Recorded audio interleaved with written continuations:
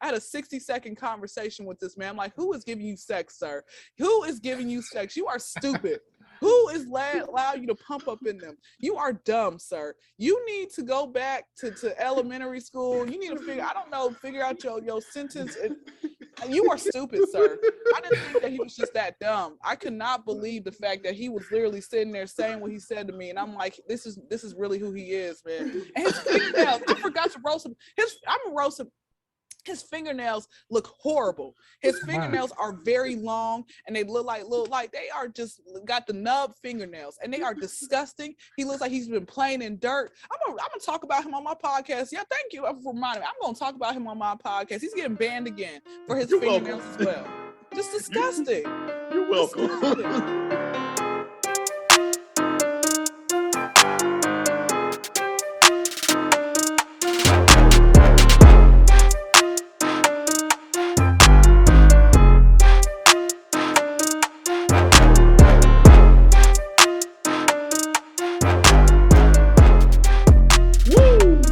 Welcome to the Just Acting Up Show, ladies and gentlemen. I'm your host, Joffrey. We in this thing for the Just Acting Up Show.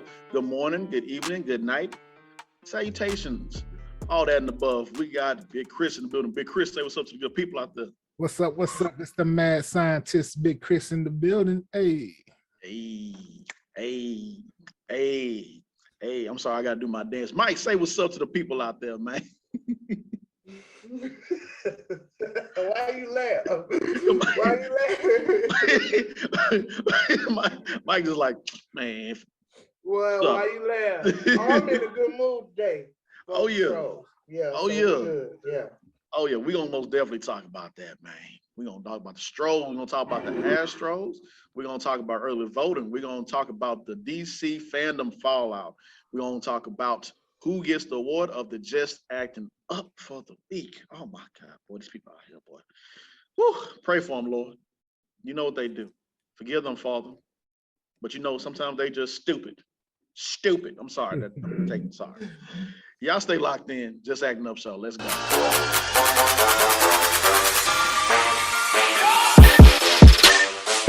Welcome to the big stage. Hey, man. So we're going to go ahead and we're going to get into the big stage real quick. But before we do that, what I need from y'all, I need a real quick, solid favor. It doesn't take much. Cost you, what? A little. Wow. Right there. What they got to do, Chris, man? Like, follow, and subscribe. Tell a friend, tell a kin. You want to know where to be with the Just Acting Up Show? Hey, we got a lot of good stuff. A lot of big interviews. Even some stars on the way. Hit that bell button for your boy. Boom. Boom, boom, boom. It's simple and easy, man. Just one, click it.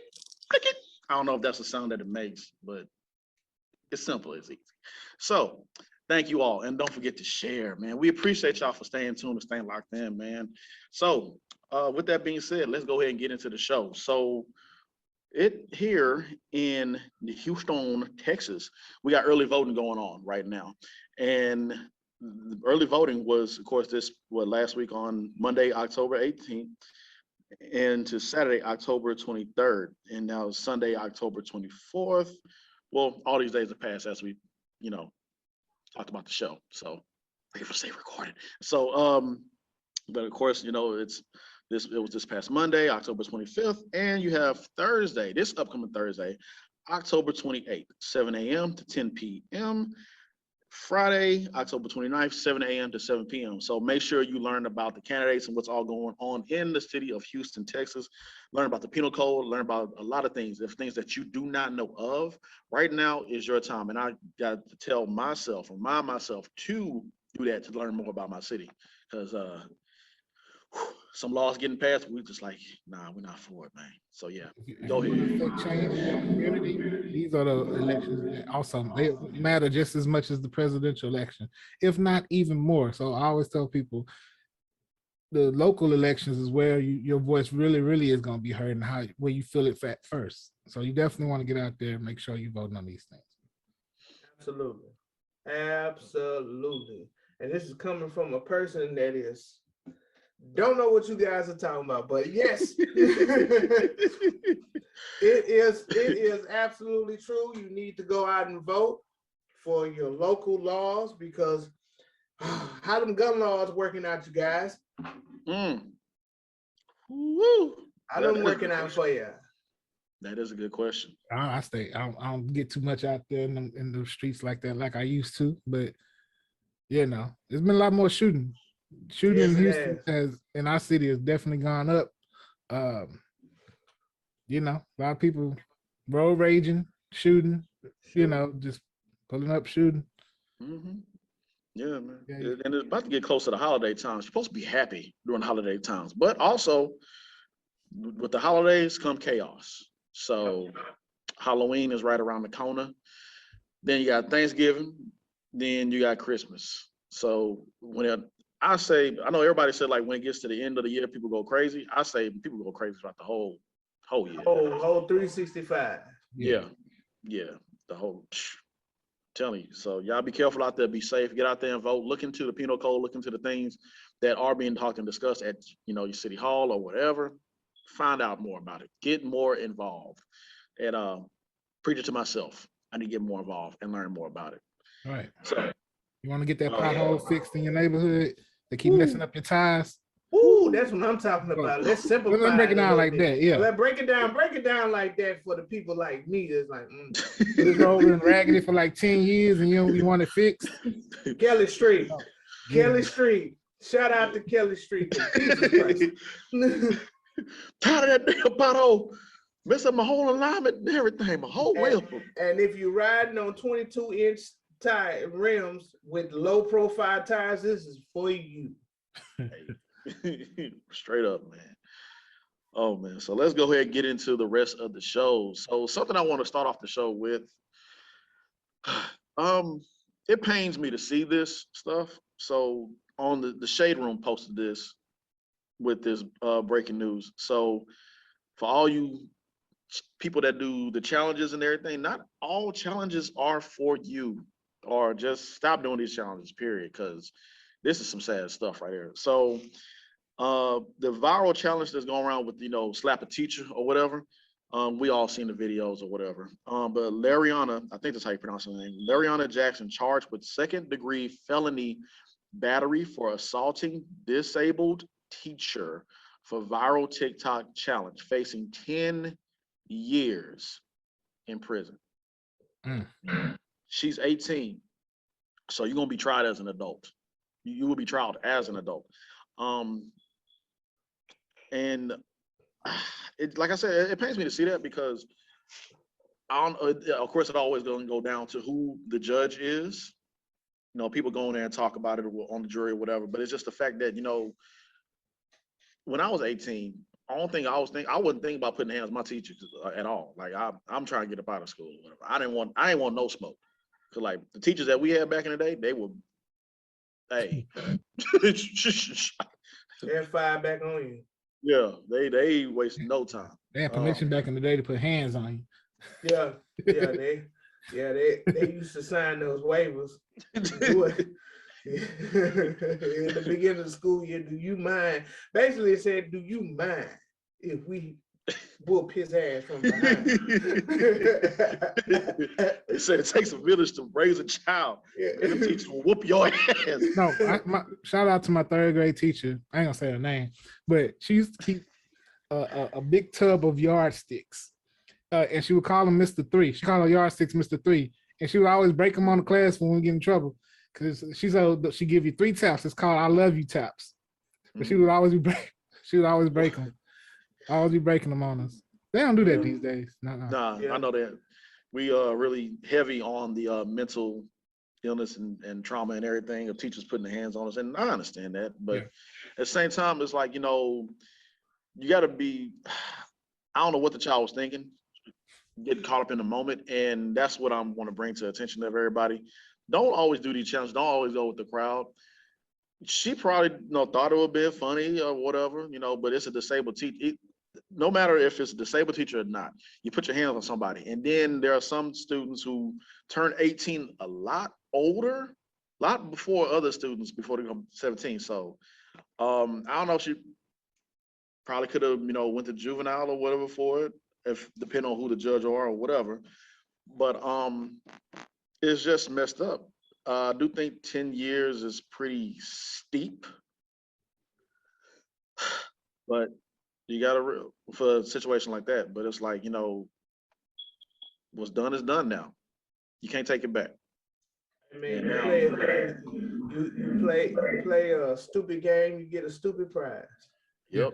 It was one of those things, we especially our black kids, we all was young and dumb, you know what I'm saying? And it's just one of those things, because I don't think she'd be looking at such a heavy sentence, I hate to say it, if she was less melanated. You feel me? Mm-hmm. It's just one of those things. It's like, but with people in our community, they usually give us the most harshest sentence for some of the things that if it was done by our counterparts, it would be a slap on the wrist, Yep. And so it's a sad situation. I hate this, that she got to go through that, but life is about choices. Yeah. So you live and die bound. Gotta learn from it and move on. Hopefully, I hope she's able to get out of that. Mm-hmm. Hope she doesn't actually get the 10 years. Maybe they'll give her probation or something. But gotta be a leader, kids. Don't be followers. Don't follow the crowd. That's a good example. All these fake challenges and don't do what everybody else is doing. Set your own path. Yeah. Yeah, man. Please don't do it. Don't let social them likes and everything gas you up and hype you up, and now it's costing you something like that. That's 10. Like 10 years. That's just 10 years of 10 years, kids. 10 years is a decade. 10 But years. I don't think that they're gonna give her the whole 10. Yeah. I think I don't think so. Probation. They're gonna give her probation. Now, Yeah. here's where the problem sets in. It's like the downward spiral. So if you get probation this time, you do something else, and they're gonna tack on some more years. Then you do something else, they're gonna tack on some more years, and they're gonna tack on some more years. It's like, I don't know how it was. I can't remember, because I was in my own little bubble when I was a teenager. But I don't remember us going out so early. I don't remember that, like 18, 16, 17. Man, I listened to so many crime stories. It's crazy. The youth is going in. And I don't know if our parents, and my sister probably, because my sister is 8 years older than me. So I don't know if she thought the same thing with our generation going up, and like, damn, they really going out like that early. But from what I have been hearing, 25, they giving away 25 like it ain't nothing. So, you just gotta make some better decisions, because it don't really hit it don't. I guess it doesn't hit them because they're so young, but it's like, bro, that's 25 years off of your life. Even if you serve 10 years and you get off of probation, you still on the hook for 15. Oh, that's on probation. Man, that ain't no small time. I'm 33. I just smelled what 25 was not too long ago, even though it don't seem like it. Like, shoot, I just passed it up. I'm like, dude, that's a long time. That's a long time. Yeah, just imagine if you did all of that in jail. Being confined, waking up every day with If somebody over your shoulder. If you can avoid getting them laws in your life, keep them out your life. Yeah. Please do. That's all I'm gonna say. Please I gotta say it like that. Them laws. You can them laws. Keep them laws out your life. Keep them laws off your life. So so yeah, man. So moving forward. So on lighter news, since we're talking about what's going on in the news, did y'all see that video of that one reporter? She fine up, man. I'm sorry, don't mind me. So she was trying to do, I guess she was trying to promote, get ready for Hollywood for Halloween. And so she was going through this scary house, this haunted house. And I don't know if I guess they didn't tell her that she was gonna get spooked throughout the. Yeah. So homegirl, I gotta find out what her name is, man. But she put her reflexes kind of. Oh yeah, man. She may have been just a news reporter recently, but she's been black her whole life. She heard that. What? That's that PTSD, bro. Yeah, that's man. PTSD that's built in us. I was at Chick-fil-A the other day, and I got out of the car, and like I heard clack, clack, clack, clack, clack, clack. Boy. And I'm like, I know damn well that's not what I just heard. But I look across the street and they was rebuilding, I guess remodeling the gas station. I'm like, okay, all right, we good. We good. It's embedded in us. It is embedded in us. She was like, she was ready. She was like, wait a minute, not I would trust her to survive a horror movie. Oh yes, she was not for the games, man. She was walking. She didn't know nobody was behind her. She said, "Oh," he was little whatever that dude was, zombie or whatever.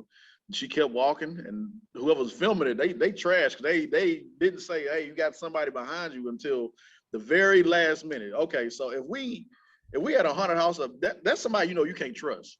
Tell me what's around me, man. And she's steady walking, and then here come the little whatever zombies or whatever come out the side, and she fell. She did a little tuck or whatever. I don't know what she did, and she said, "Nah, I'm done. That's it. We good. We good around here. We done." Man, and yeah, I mean, forgive me, my future wifey, wherever you are, but she looked good doing it. Yes, she kept her composure. She was able to still articulate her words. She was rattled. Yeah, she was about that action. She was about that action. The last time I went to a haunted house, my wife was pregnant at the time. Oh, and man. I know, right? And I thought about it, I'm like, that probably wasn't a good idea. That wasn't a good idea. Because it was kids that was like pushing and I was standing behind her. And my wife, she get out of mode, like she don't care what's jumping behind her. She's like, all right now, okay now, all that goddamn pushing. Now that I think about it, I'm like, yeah, that wasn't a good idea. That wasn't a good idea. That's why that boy hard as nails right now. Oh man, yeah, man. Yeah, so all you people out there for Halloween, it's coming up. So y'all be safe out there, kids, we all know the whole Halloween shtick, go in packs, nobody goes into the place by themselves, partner up, buddy. Parents, please watch your kids during this time. Get off your phones and pay attention to your kids when you take them out trick-or-treating, because doing this and going like this, it don't take long for something to happen. So yeah, please pay attention. I know I had my moments when my dad. We ain't gonna get into that. I never do you think that she could have outran Mike Myers? Because I've seen Halloween Kills, and it kind of irritated the shit out of me because Mike Myers has a walk. It's just a walk. That's all he does. It's a walk. It's a very steady pace walk. It's not a hurry walk. It's not a power walk. Yeah. It's just a walk. I'm like, dog. Mike Myers, man, you serious? I don't give a damn how out of shape you are. I don't give a damn how fat you are. You gonna hit it. You gonna fly. If Mike Myers coming, you gonna fly. They get to stumbling and falling and stumbling. Then one of them want to make a turn and go in the house. You want to go in the house and hide in the closet. What's that commercial? What's that Geico commercial? Yeah. Car running. Where should we hide? Let's hide behind the saws. And he's like, well, okay. Like, you don't want to, okay. All right, guess. There's a running car right there. Yeah. Are you crazy? like you can escape right now, man. Oh my gosh, man. Oh my goodness. So yeah, so moving forward, I debated if I should give this man some energy. I talked about it before we started the show. I kind of do want to talk shit. Does he have a greatest hits on iTunes right now? No. His mind telling him no, but his body kept telling him yeah. Well, okay. So yeah, I was gonna go a different route. So I guess we could talk about that. I knew you was gonna talk about that. But you want the world's greatest? Which one? He said the world's greatest. I could go home for that. So he has an app out right now. Oh, you're not talking about that guy. Oh, right. No, we're talking about the other. We talking about the other world's greatest. We can talk about the other world's greatest too. So no, I don't want to talk about the other world's greatest. We're gonna let him be. Let him be, because he pretty much getting some requests right now while he in prison. You can't beat that dead horse. That horse is gone. Yeah. Yeah. Better sing that song like the same way you sung to that girl in the art. Yeah. Anyways, so Donald Trump, he has a new app out for social media called Truth, capital Truth. Okay, this is where we're gonna end the conversation right there. Please end it quick. In the words of my brethren, Dwayne "The Rock" Johnson, he can take that out, turn that son bitch sideways, stick it straight up his candy hat. And now we're moving on. Next time. Why did he name it Truth after Tyreek's late daddy? That's so disrespectful. Oh man. That's disrespectful for Ghost. Disrespectful for Ghost, Tommy, and everybody else that worked so hard to build that damn club. Oh my goodness. And you get this guy to name it Truth. That's a strip club named Truth too. That's disrespectful for that too. That is highly disrespectful. That's highly disrespectful. The Shade Room post. Look at these comments. He gonna be the only one on there. Y'all think there will be some militant bots on there? This is gonna be the biggest platform for lies ever. Just to get on there and lie unprovoked. Yeah, it's well, these people. Yeah, so I could go on and on and on. Social media is undefeated. So there you go. And to end that part off, from where my brother Chris said, from the brethren, Dwayne "The Rock" Johnson, if you smell, should I do it the way The Rock do it? I don't know. If you're, no, I ain't gonna do it. Let's move on. I ain't gonna get that name. I'm not giving him. No, I'm sorry. He don't deserve it. Sorry. In other news with the sports. So another quick tidbit. The Texans are trying to move on from Deshaun Watson. We've been hearing that for like the last year. I'm just, They said when they found suitors with the Dolphins. Yeah. So, yeah. Well, moving on. No, I ain't gonna move on from that. No, we are not going to move on quickly from that. We will let that marinate a little bit. I believe Deshaun Watson. You know what they said that Deshaun's been doing? He's been practicing by himself. He's been working out by himself. He's been using the facilities by himself. Sad. He's just been there by himself. He don't go to team meetings. He don't do no scouting by himself. Damn. And the Texans lost Mercer. Mercer's got traded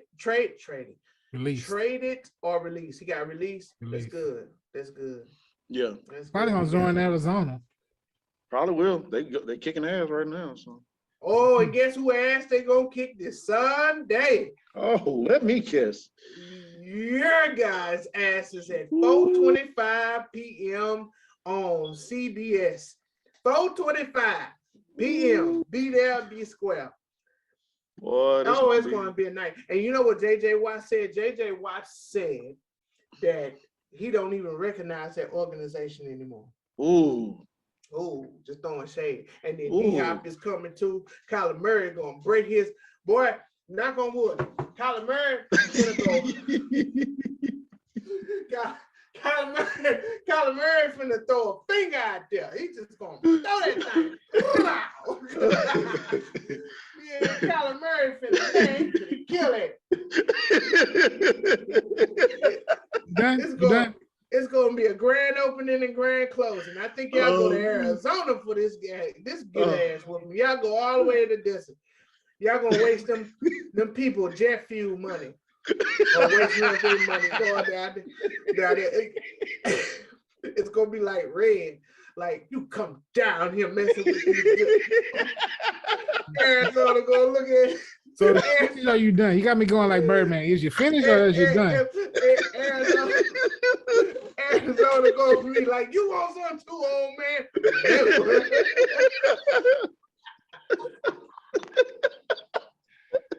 Okay, is you finished or is you done? You ready to move on?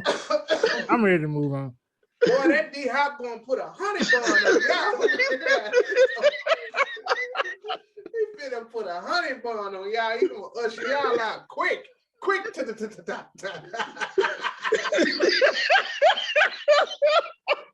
My God. Oh man, this is good stuff.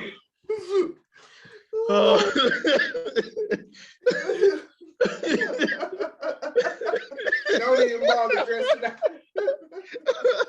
Oh man. Oh, we suck right now. Don't even bother dressing out. David Cully gonna be like, all right, guys, we're gonna go and get this over with so we can go and hit a happy hour. We're gonna hit the club after this over with, y'all. You know, that's what we finna do. Y'all finna go out there and practice in y'all PJs. This is how bad this ass is gonna be. This is gonna be historic. Oh man, it'll be funny as hell if we wind up winning.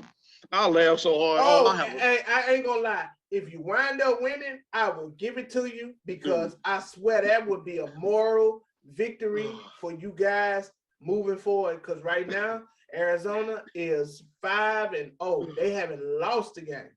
That'll be But I doubt it. Oh man, that'll be funny as hell if that happened. I would love for that to happen so I can have another. I'm just laughing at it because it's like one of those situations where you have to laugh to keep from crying. And that's what I'm doing right now. I'm like, I don't even, you know what is football?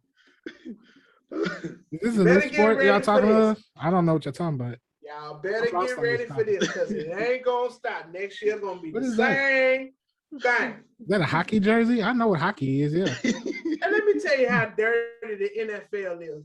The NFL had the white man, Bill O'Brien, hold down this team. They went to the playoffs, but they give it to the black man and say, here you go. Here you go. Do something with it. 4 flats on the tire. You got the radiator leaking. All that needs to be changed. Transmission barely hanging on. The interior all messed up, and you want me to drive from here to Arizona and get my ass whooped and you expect me to win a game. Why, I swear the NFL ain't shit. Oh man. Yeah, but it's all good though, baby. We all gotta go through. Them Steelers won though. Them Steelers, oh yeah. Oh yeah, them Steelers won. Oh yeah, we 3-0. I'm talking my shit right now because probably next week we're gonna lose. But it's but if we lose or draw, we still the franchise. We got people that want to come over there and play with us. Y'all got people that want to leave. Y'all might as well just go on and sell the team. Sell that team to the Beaumont. Sell it to Beaumont. I'm gonna go talk to Big Nair and say, man, sell the team Beaumont, Texans. Oh man. It's gonna be more Astro fans in that stand than Texan fans. Oh, what you say? Oh, anyway, yeah, Astros, man. Shout out to the Astros, man. Shout out to the Astros. They're the only team in Houston that's holding it down, baby. Hey, only team in Houston holding it down. The NRG Center should be a big daycare, a big old daycare. That's what they should be. Daycare and retirement home. Daycare, retirement home. That's what they should be right now. Oh, God dog it. I knew this day was coming. Free Deshaun Watson. Free that man. Free Deshaun until it, how them youngsters there said, free Deshaun until it's spelled backwards. Till you say it backwards. Free. Oh, man. Or God dog it. Deshaun free. Free Deshaun.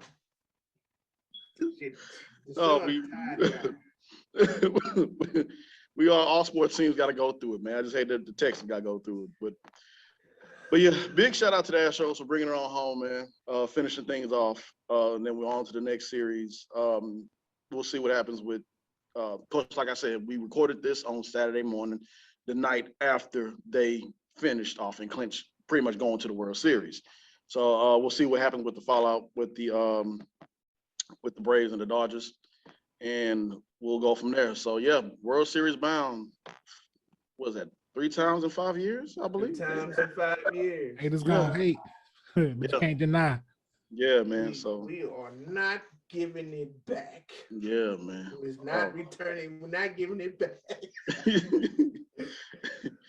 Yeah, man. So shout out to Astros. Y'all rest up. Y'all get ready for the next game. We'll see how it goes, man. So yeah, let's go. Let's go. Also, shout out to the Houston Rockets for getting their first win of the young NBA season. They got their ass kicked, game before, but like I said, it takes time. Young team is expected. I don't have an expectation that's high or low. I'm just coasting. Let them do what they do. Let them gel. Let them figure things out, and then whatever happens. It's funny when I go on the comment section or just see the people post about the Rockets and these Rockets fans group. Oh, we need a new coach. Oh, you don't need to do this. Like, dude, just calm down. They're young players, man. They just give it time. So Yeah, I think he's like James Harden. Like, how you what? So, and if I'm not mistaken, I think Gerald Green had retired and joined the coaching staff. yeah, I love seeing that. Yeah, that's what's up. Yeah.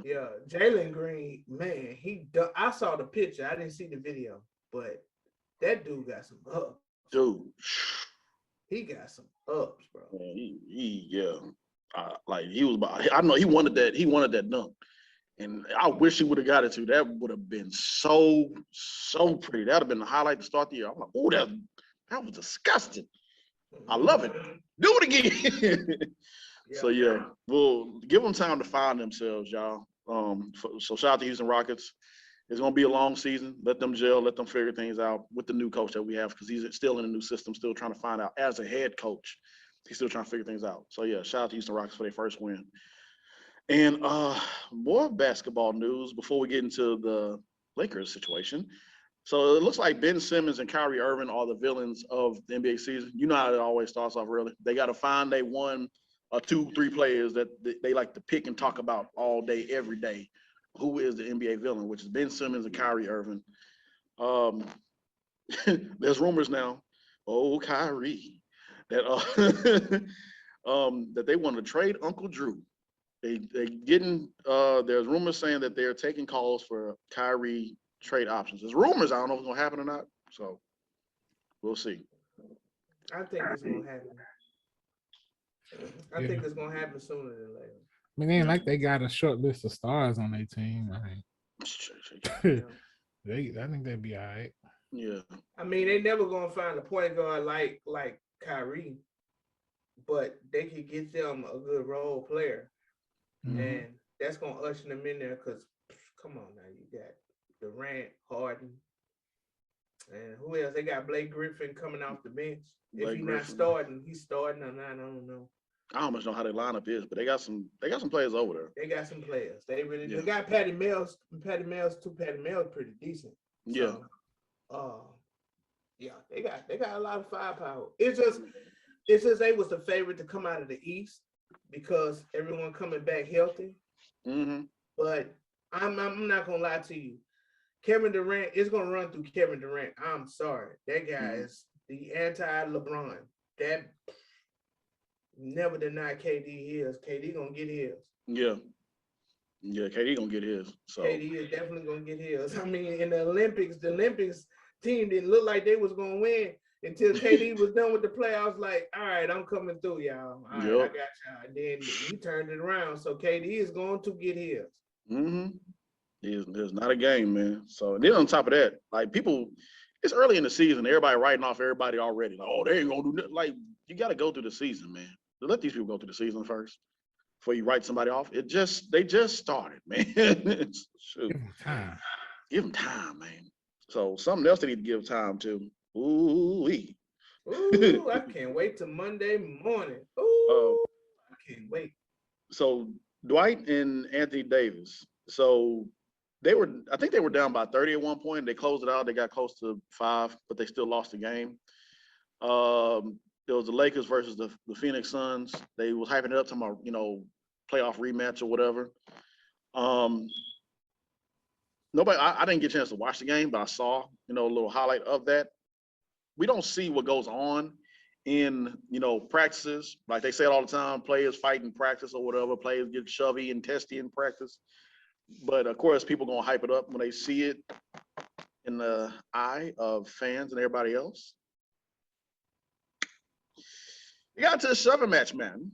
You know, get good shove, you know, push back and all that right there. So I laughed at it. I just can't wait till I can't wait till Monday morning. Skip is gonna get all on Shannon Sharp about that. You know, because he Skip said it. Westbrook is not a good fit for the Lakers. He's not a good fit for the Lakers. I believe that he is, because it's LeBron, but they got too many stars. They got so many stars on the team. And I didn't realize that until they had did the photo shoot. I'm like, hold up, you got Rondo, Westbrook, LeBron, AD, Carmelo, DeAndre Jordan. They even got a Reza on that team. Yeah. He's hurt right now. And then you got, did I already say Dwight Howard? Dwight Howard, yeah. Yeah. That's 8.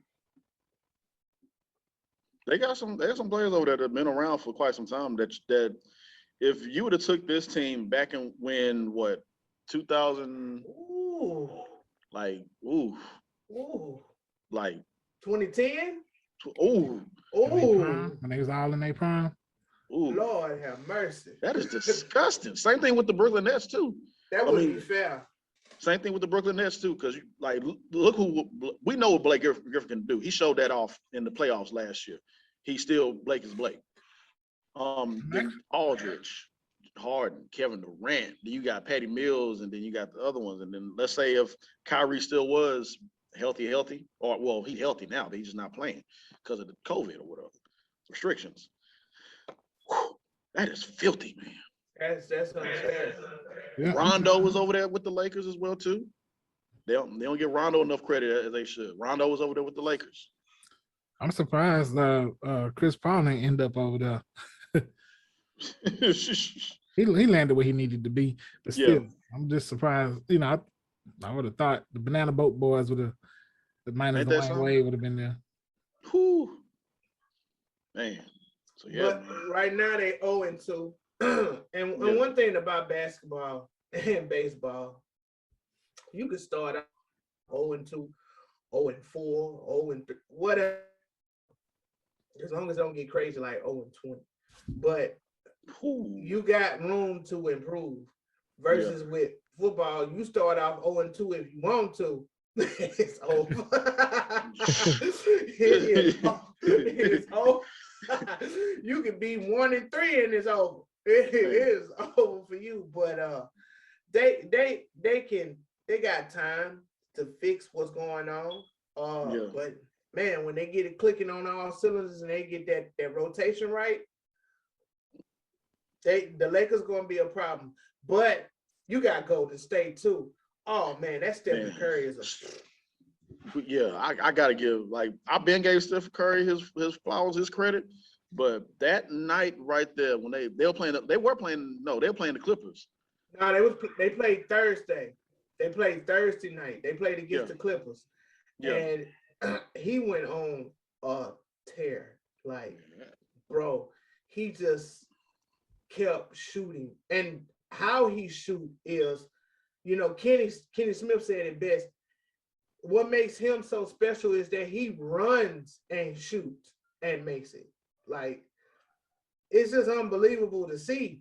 And it was one little clip where it showed him going out of bounds and the ball was dead. And you know, he just played around and he just threw it up in there. Just threw it up in there occasionally. Just boom. It went in. I said, what the heck? Dude. He just went, oh, I'm out of bounds. All right, dead ball. They get to talking. And everybody else minding their business. And he just threw it up in there and it just went in. Dude. Steph is ridiculous, man. This boy in the first quarter, this boy could not miss. Boy right there 25 points. I don't know how many shooting. I don't want to look at the stats, but dude just could not miss. I'll be mad. Dude, who was guarding him? I need to go back and look and see who was guarding him. Bro, there's nothing that you can do. Sometimes there's nothing that you can't do. You just can't do it because you know if you play smothering defense on them, He gonna dance you. He gonna rock you. Yeah, You know, and if you give him some space, he gonna pop that three on you. So it's like, what can I do? He can hit from anywhere, bro. Shoot me. Like, who gets the assignment of that? Like Chris, ask yourself, like, if you gotta like say, yeah, Chris, you the best defender, so you guard Steph Curry tonight. So yeah, there's Chris, that. Yeah, Chris, they say, hey, your job tonight is guarding that man. I'm like, shh. I think I'd be talking shit like Patrick Beverly and be fucking up out there. Just like we gotta like, what if the coach tell you at the last minute too? Like, you need to be known like ahead of time. Like, okay, since I'm the best defender on the team, I guess, okay, I'm gonna guard him. Like, no, we want you to guard Steph Curry. No. I want to, no. We need you to guard Steph Curry. The same, he can't miss. And you want, okay, all right, I guess we're gonna lose tonight. But what you about to say, Chris? No, I was about to say, the coach said me that I'm just gonna be like, I can't hear him. Excuse me, say what? Excuse me, say what? We need you to guard him, Chris. Excuse me, say what? Oh. but I believe it's possible. It's possible because even the great Kobe Bryant said that Tony Allen gave him the worst. Tony Allen gave him the business. That was Tony Allen. You know, so you just put it like this. Don't expect to be a scorer. If you are guarding that man, your job is to guard that man. Plain and simple. Don't worry about shooting. Don't worry about nothing. Pass the ball. If the ball is in your hand, pass that ball. Because your job is solely to guard that man. No matter how you do it, you better do it. Let me look at the tape right now so I can learn who guarded him best. Or keep his shots down. Keep his energy low, man. I don't need him to go off. The glove used to Gary Payton used to put the hand in your face. They don't do that no more. That's they don't what that's a foul or something. I don't know. I don't know basketball. It was a different NBA back then. Yeah, it was. Yeah, you try that right now. You try that right now. Try that back then. Isaiah Thomas will put you on your butt. All right, good people.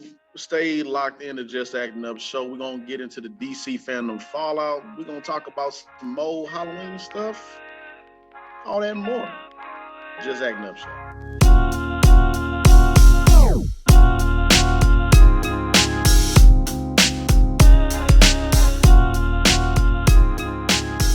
We on the big stage. About to go ahead and get into this, all the news with the DC fandom, entertainment news. But before we get into that, don't forget to go on Joffy's VIP room, where we have a more in-depth talk about the entertainment news, movies, films. That's pretty much the same thing, but you know what I'm saying. Even TV, television, all that and more. And we're starting to get into a little bit of trivia. We had Big Chris on this Just Act Up show. That gentleman right there. He, paid a visit on Joffrey's VIP room. We played Martin trivia. He did really good as well too. And it was a great show and great panel. Appreciate everyone that was on that panel that day. So we'll do it again soon. Probably do 5 Heartbeats. We'll probably do Martin trivia again. We'll probably talk about no, not that one. Not Waiting to Exhale. What was the film that I was talking about? Thin Line Between Love and Hate. There you go.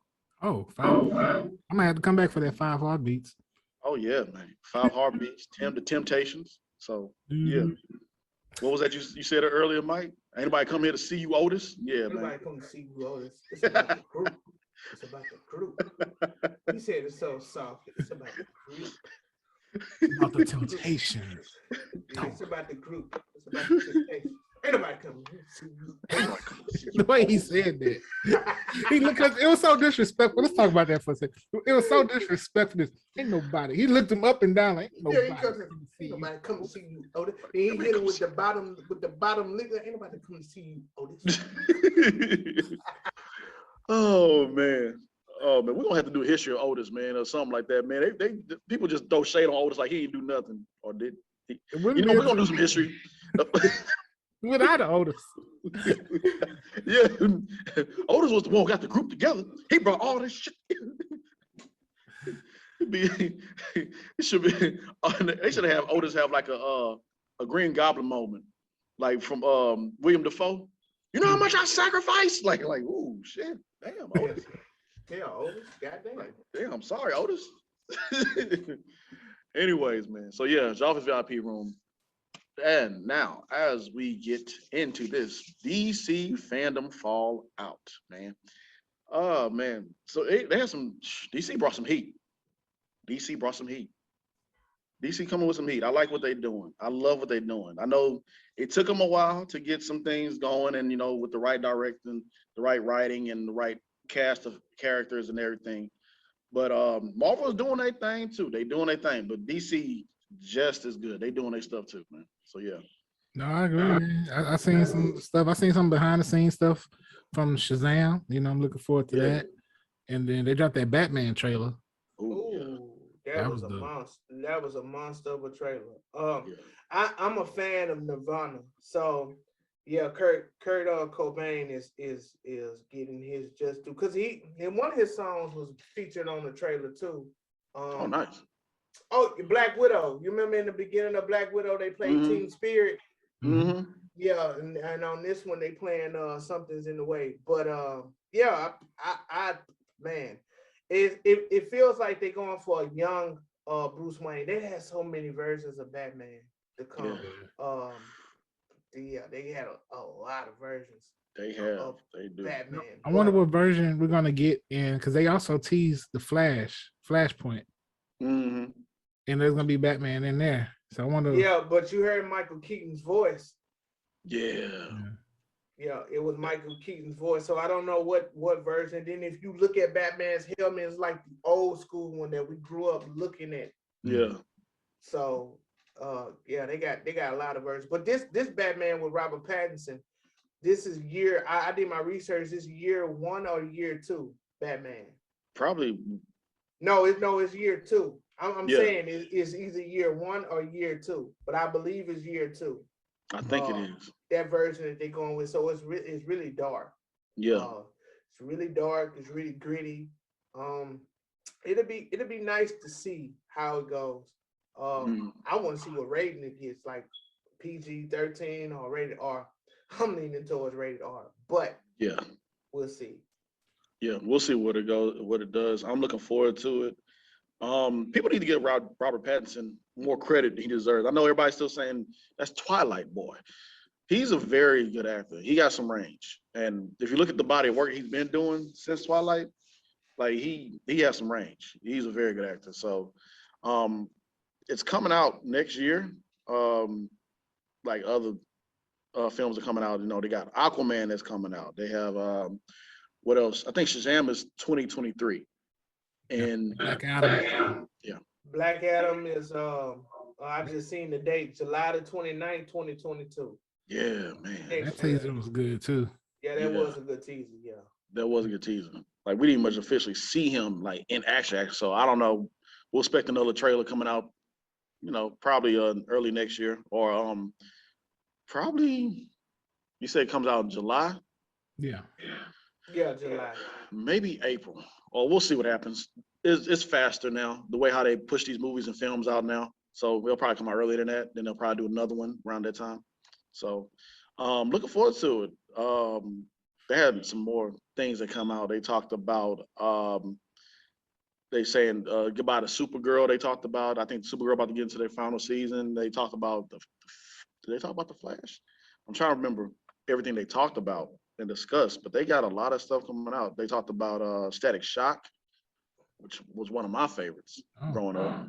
Go Static, go Static, go Static. Sorry, back to my childhood. Y'all don't mind me. Virgil Hawkins, what's up, homie? What's up, bro? So, of course, like we said, hyped about the Flash. Want to see a full trailer for that.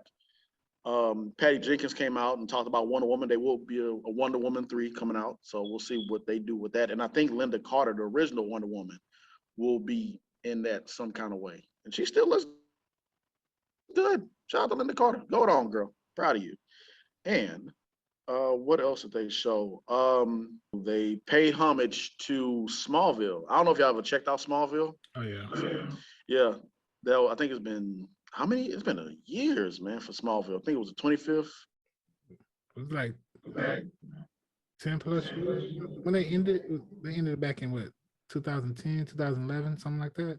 I never was a fan of Smallville.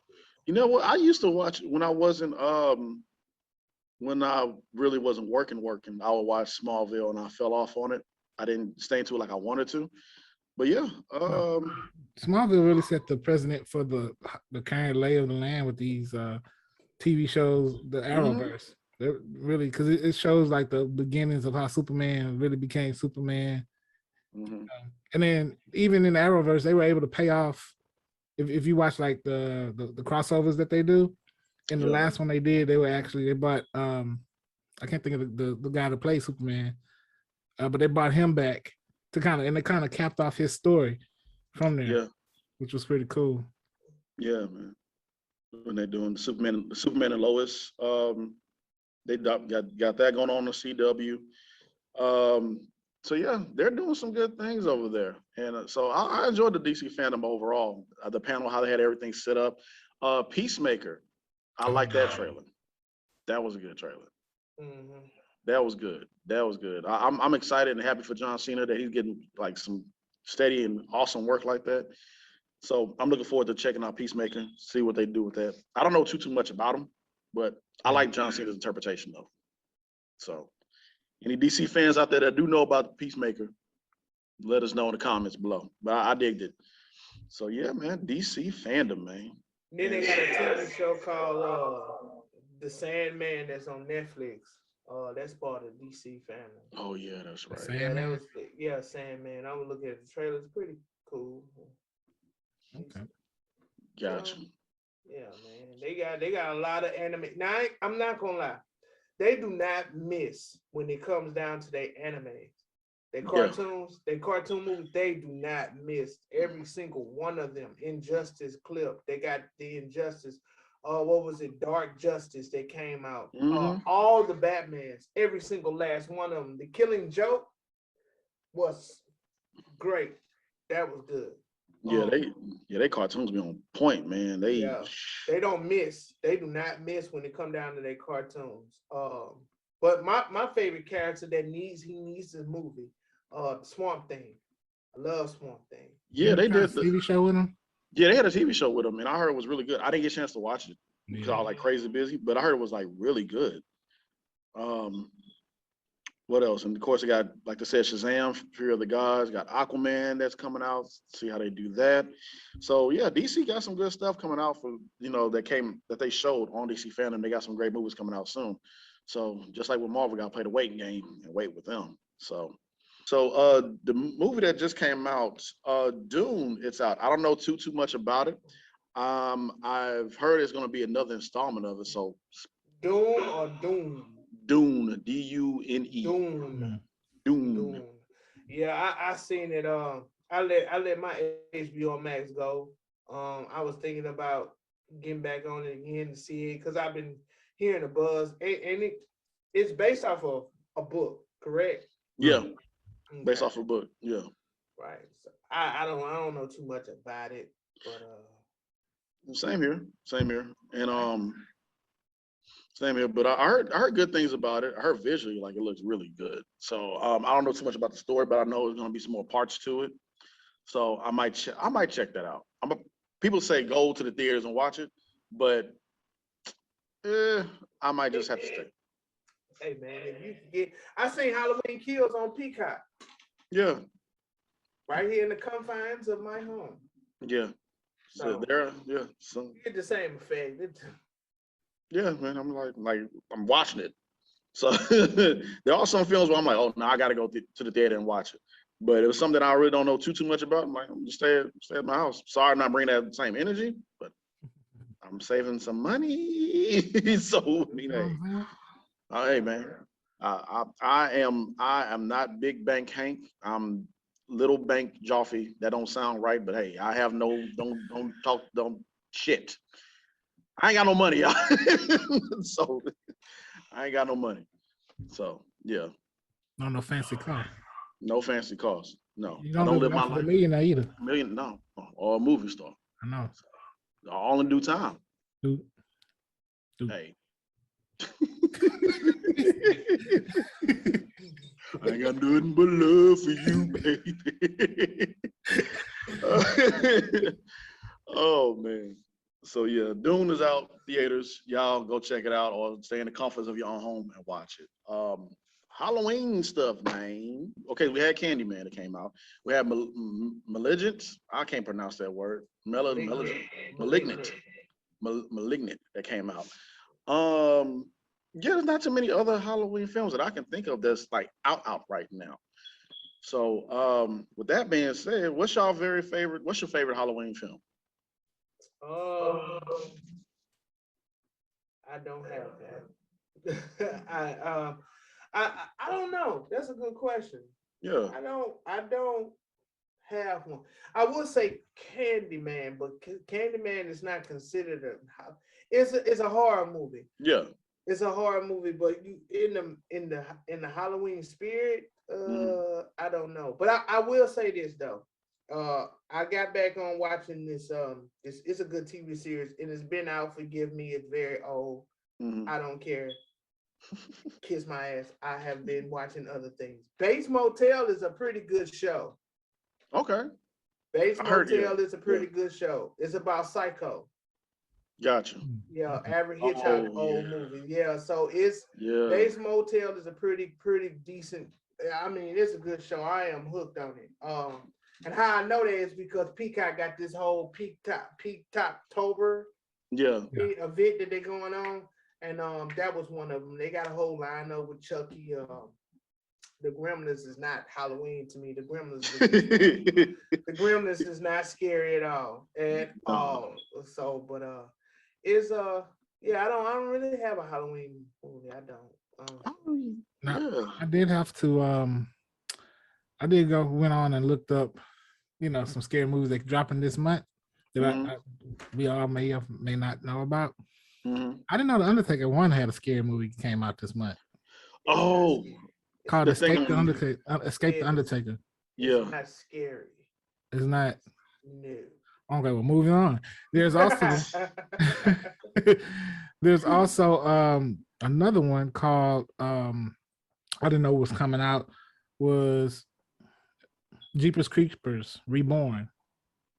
They are doing okay. When is that coming out? October 28th.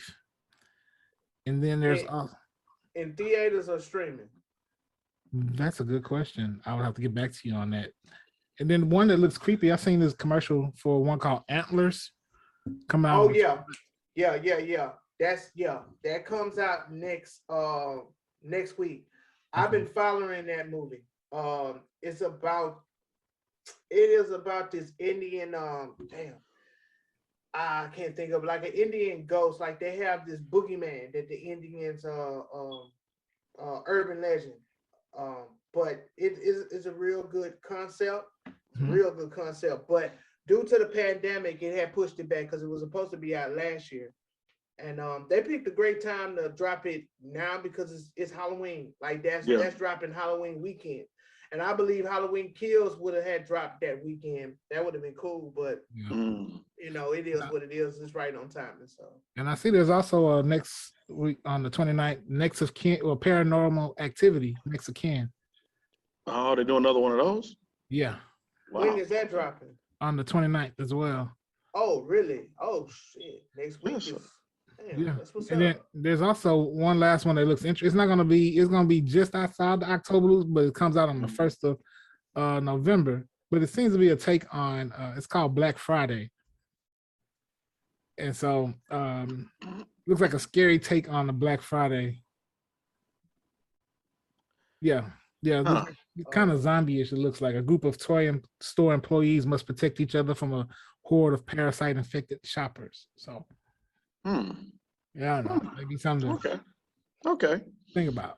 Okay, just some of these movies that we know, well, they haven't really been promoting like they, like it was a certain point in time when like get close to Halloween or whatever, they really promote these films like stronger. So I don't know, but I don't know if we talked about it or not. Did we talk about Scream 5 trailer? I think I brought it up. Did we talk about that? Now hold on. You said Jeepers Creepers, and what else is coming out on the 29th? Paranormal Activity. Paranormal Activity, Next to Kin. Yeah. Yeah. Mm-hmm. All right. So yeah, all those films are coming out. So y'all, put that in a little. If you want trying to get into the Halloween spirit, as well as early next year, Scream 5, January. January is the month of where films from after the holidays go. I guess they get a little bit better with putting out the right films during January so they can get our money. But I'm actually looking forward to Scream 5 to see what happens, man. Yeah, I'm looking forward to Scream 5. I want to see what happens. I want to see. Will they find the killer Dewey? I don't know. One of them has to die, because I remember when I first reviewed it on my channel. Yeah, Joffrey's VIP room. That's your plug. I think from what I read from one of the articles, it's saying they're supposed to be like a 2-part film. Oh Lord. So if they are, I don't know if they are still going to do it like that. Well, if they do it like that, then either all 3 of them are going to die in this next installment. Dewey, Gail Weathers, played by Courtney Cox and David Arquette, and Nev Campbell. I don't know if they're going to do it like that, or I don't know if they're going to kill off Nev Campbell and try to revive it. I don't know. I still want to see Scream 5, but I'm like, man, don't kill off Sydney. Don't kill off Sydney. Just do this, finish it off, let it be done. Yeah, So, Can I say something? go ahead, sir. Go ahead. Hollywood is running out of some ideas. I'm sorry, that's what it feels like. Hollywood is running out of some ideas because that's why they need to come to us and other creators. I was just gonna say that they need to come, man, come on to us, because I'll be brainstorming on ideas of movies that could take it, run with it, and have a writer. We all do. Do. All of us, both of us, all 3 of us do, and they're running out of ideas. And then the ideas that they do come up with, they fumble the ball. Okay, now we all saw, I'm finna go on a rant here. Now we all saw Danny Jones in last year when he was running with the ball, and he had with the Giants, and he had all the clear path to go and score a touchdown. And what do? He failed at the goal line. This is how I feel about the creators of whoever came out with this idea of Uncharted. To all the Uncharted fans out there, I hear you guys' pain. There's the guy that plays the voices of Nathan Drake. Mm-hmm. Looks just like him. Man, his name is Nathan. What is his name? Flint, the actor. I know you're talking about. He plays Castle on the show. Yeah. Yeah, he's very funny. Very funny. Great video game. Video game. The game brought a lot of. That's the reason why I have a PlayStation right now, is because of Uncharted and God of War. They are 2 games. Those games are made for movies. It's made. Oh, and The Last of Us. Can't forget about that. So now they're making a movie. At first, it was an idea, and I didn't think they was gonna go along with it. But apparently, Hollywood likes to pull the trigger, and they go with what's popular and what people think that they're gonna like, or whatever the case may be. I don't know, but they didn't choose the right person. Nathan Fillion, I think. Philip. Yeah. If I'm butchering your name, sir, I apologize. They didn't get him to play the guy Nathan Drake on Uncharted. They got Tom Holland. Mm-hmm. Tom Holland. Mr. Spider-Man. Spider-Man. Spider-Man. But no, you never know what goes on behind the scenes with some of that stuff. Because why are you talking about that? A new season of it's a Netflix show called The Movies That Made Us had dropped. Season 3 came out. And they did a lot. They did 8 episodes. It's usually 4 episodes each season, but they did 8 this year. And they did a Halloween, Friday the 13th, Nightmare on Elm Street, RoboCop, Aliens, Coming to America, Nightmare Before Christmas, and Elf is what's going on this season. And it gives you the whole behind the scenes on how the movie almost didn't get made. all of the process that it took from the writers. It comes from the writers and the creator side of things, and you get to see the full story of how they got created. And like I remember in what season was that? I think it was season 2. They did Back to the Future, and what's the guy that stars in it? Oh, Michael J. Michael J. Fox. Fox. Fox. He wasn't the original person that they had casted for it. It was another Oh, wow. actor. And they had him, and he wasn't as known as Michael J. Fox, but it just wasn't working out though. It just wasn't working out with him acting wise, and they ended up replacing him with Michael J. Fox. So I wonder if it was a situation maybe that was like that with Tom Holland. Okay, but look, I understand that concept. Just like it was so many other people that were supposed to play Loki, and I forget. It was fascinating to me, so I understand your point of view. But here's the deal: this character has already been established amongst the fan base. Yeah. Already, you see what I'm saying? So it's like he would be the obvious choice because it's already there. So it's like now your mind has to adjust to Tom Holland playing Nathan Drake versus Nathan Fillion. I hate I'm pronouncing his last name wrong. But what if he's a better actor behind the camera than he is in front of us? No, but he has other shows though, bro. Yeah, he's not a veteran. Oh, okay. He's a veteran. He's a big time veteran. He's a veteran. He don't want awards. He's on this show called Castle that's been on ABC for years. Yeah. So I mean, he don't won People's Choice Awards 3 times in a row. Really? He's a very good actor, and I think he deserves more credit than what he deserves as well too. He's in that list of people that deserves more credit. And I see what they're trying to do. They want to go with somebody younger and somebody they feel can be more of a box office draw. And I think they did, but they would have went that route too. They would have got some people for that. Cause like fans are like fans of that game. That game right there is like, ooh, like that is a very good game and stuff. So I hope that they're able to put him in as some cameo appearance or give him a bigger role because we haven't seen everything yet. Yeah. So I think that would be right. I think that would be dope if they can do that. I would love for them to do that. So well, we just have to wait it out and see. Yeah. See how it all filters out. But I do know once that core fan base is not satisfied with it, it's not, I promise you, it's not going to look too good. It's just not going to look too good. 9 times out of 10, it's not. Because I remember when Sonic the Hedgehog first came out, I'm saying the very first Sonic the Hedgehog, the trailer, when that trailer dropped, oh man, them fans ate that alive. Oh no, hell no. Oh, hell no. The way he looking, no, hell no. Go back. That made the studio go back, and they lost money, and they spent money to fix that. But then also they made their money back. Yeah. Because when that movie dropped, oh man, Jim Carrey killed it. Yeah. He absolutely killed it. But just imagine if they would have kept Sonic the Hedgehog that way, then Jim Carrey's performance would have been overshadowed. Yeah. But I imagine that I imagine with animated series, well, not animated, but he was an animated character, so that was probably easier thing to replacing the actual actor. Yeah, costs money, but easier. But from what I have heard, and we're gonna get off this subject, but from what my understanding is, with some studios, they kind of test things like, how would this look with this? How would this look with that?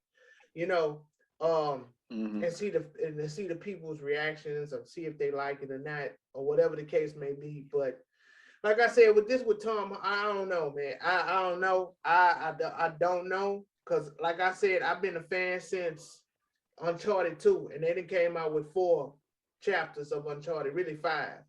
It's a very good game. It's a very, very good game.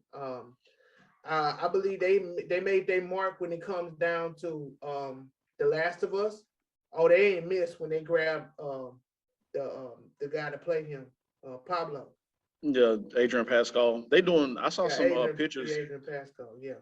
Yeah, I saw some pictures and a few of clips from that, I'm waiting on that. That last one's gonna be, ooh, they spending some money on that one too. God dog. Oh yeah.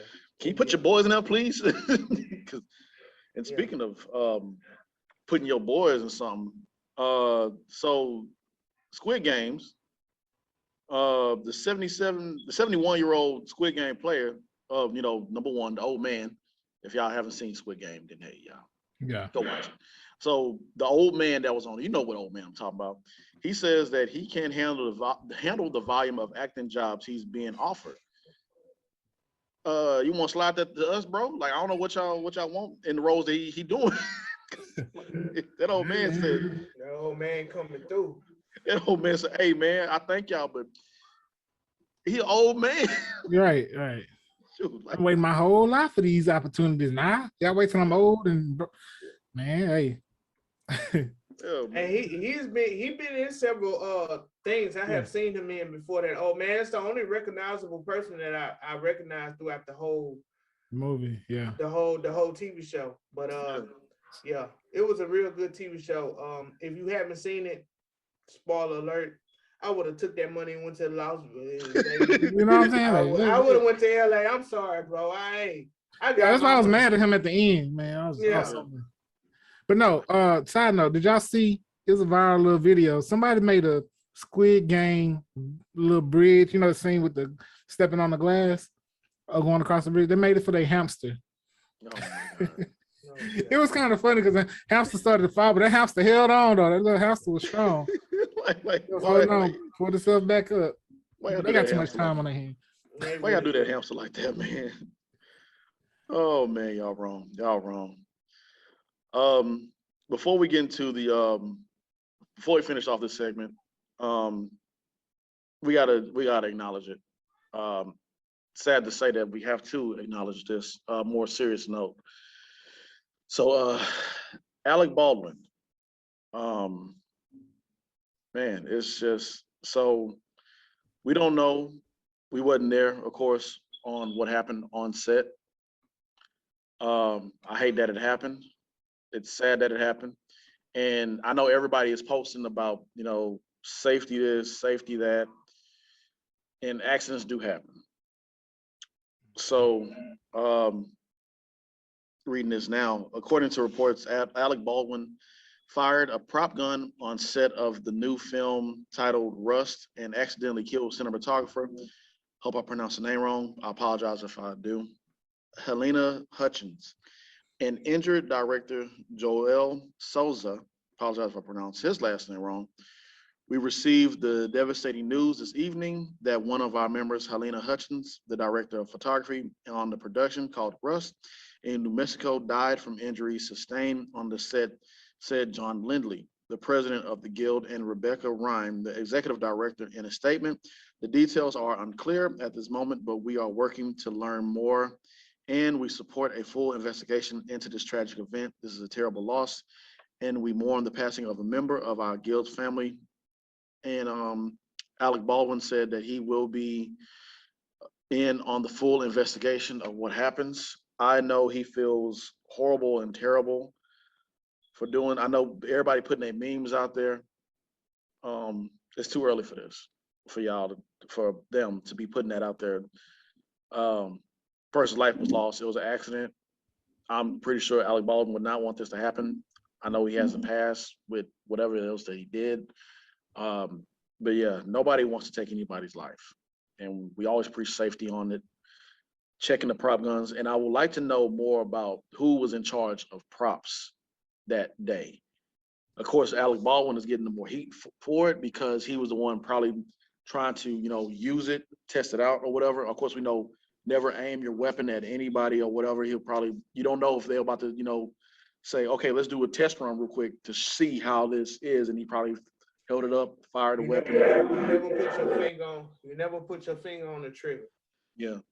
Well, according to I think it was an assistant director, they said, well, they yelled out the cold gun remark was meant to indicate that the weapon did not have live rounds before it was handed to him. And it was handed to him by the props gun, was handed to him by assistant director David Halls. And so it definitely was a mistake made somewhere. It was a mistake made somewhere, man. And like I said, we don't know what happened. We can't really speak on it, but internet is a savage. They're gonna, speak how they feel. And then, so our hearts and prayers to everyone that was involved in that incident, man. That's some sad stuff. Yeah, that's traumatic. Yeah. Yeah, it is. It is Yeah. traumatic. Yeah.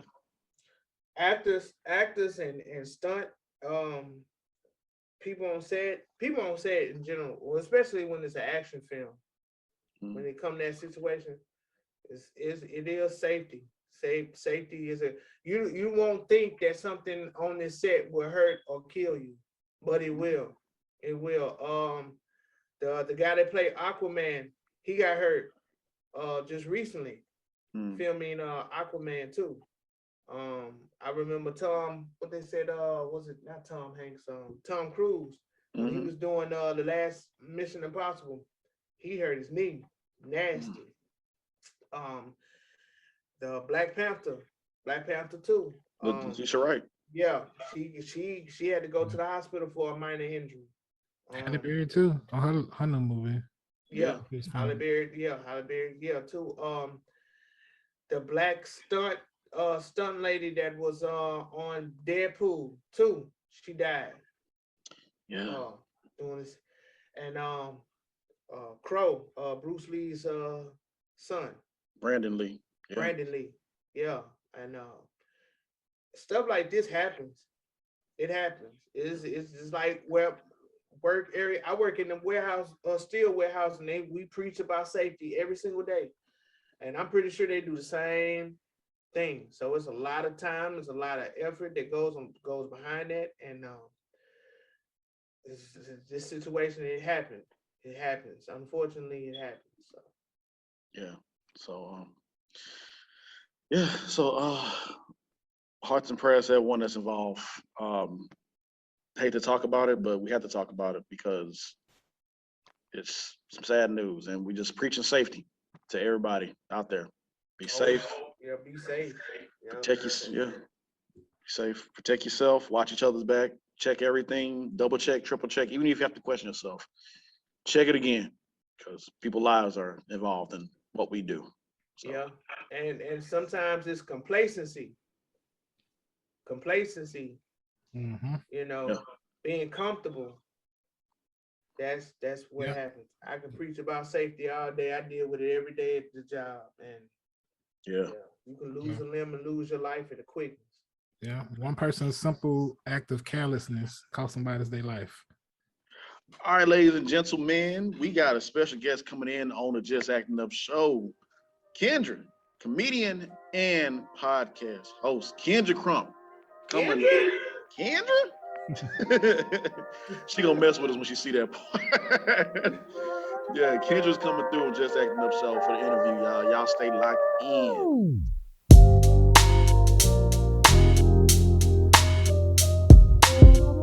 All right, ladies and gentlemen, we got a special guest up in here, the Just Acting Up show. Kyndra, what's up, man? We got a quarter. Got clapping in, clapping in. Wait, let me put my reaction. Let me put my hand clap too. Go ahead, there you go. I like that. She got a hand clap up there. Oh my gosh, too funny. So, Kyndra, tell us about yourself. Yeah, first off, Kyndra Crump, aka the HNIC. For all the ones that don't know what that means, you need to go take a refresher course on urbandictionary.com. Okay, but yes, I'm the HNIC. Recent graduate of Clark Atlanta University. As y'all can see that little diploma thing right there, just chilling. Okay. I graduated with my bachelor's in mass communication. So the dream, with a concentration in radio, television, and film. And so the dream is to have my own radio and television show. So when I make it, y'all can say, I know her personally. Yeah, let them know that you know me personally and everything else like that, And so I'm also Rapper the Game's wife / baby mom and Nelly's wife. So we're all in a poly relationship as we speak. We live in a bridge house. I'm in the hood right now, but we're working things out. So we're gonna probably move to Miami or something. I don't know. And I'm a free spirited, person, God-fearing woman on a good day. I always say, man, start your day off with God in the morning and listen to Trick Daddy afterwards. It's a healthy balance. And that's pretty much it, me in a nutshell. And as far as with how I got my podcast. So I've had a lot of people tell me that I've been funny since I was like yay high, right? Including my teacher, Miss Rosser. Shout out to Miss Rosser, my 4th grade teacher. And I've had like kids tell me I was funny, right? And it's 3 things that don't lie: it's children, a drunk man, and leggings. Okay, so with those 3 things, I said, okay, let me go ahead and, especially like I said, with children, having multiple people tell me over time. I had a minister, the same one who baptized me, was like, hey, you need to, this is your calling or whatever else it may be. So 2016 was when I started off of Snapchat, and I'll be like, hey, welcome back to the Kyndra Crump show. But like at the time, it was like Lil Kim's hardcore album type of comedy. And actually I wrote some of her lyrics, and we beefing right now. So if you don't see my name on her like credits, that's the reason why. Okay. Oh man. It's a shame, man. It's a shame. But yeah, so I learned that you can be funny without talking about the birds and the bees. You can be funny without, using profanity or whatever else it may be, right? So 2016 via Snapchat, imported my videos late 2017, early 2018 on IG, because I realized like you can't go viral on Snapchat. You can go viral on IG and everything else like that. And so I started doing started my podcast July 2019 with my best guy friend Lance.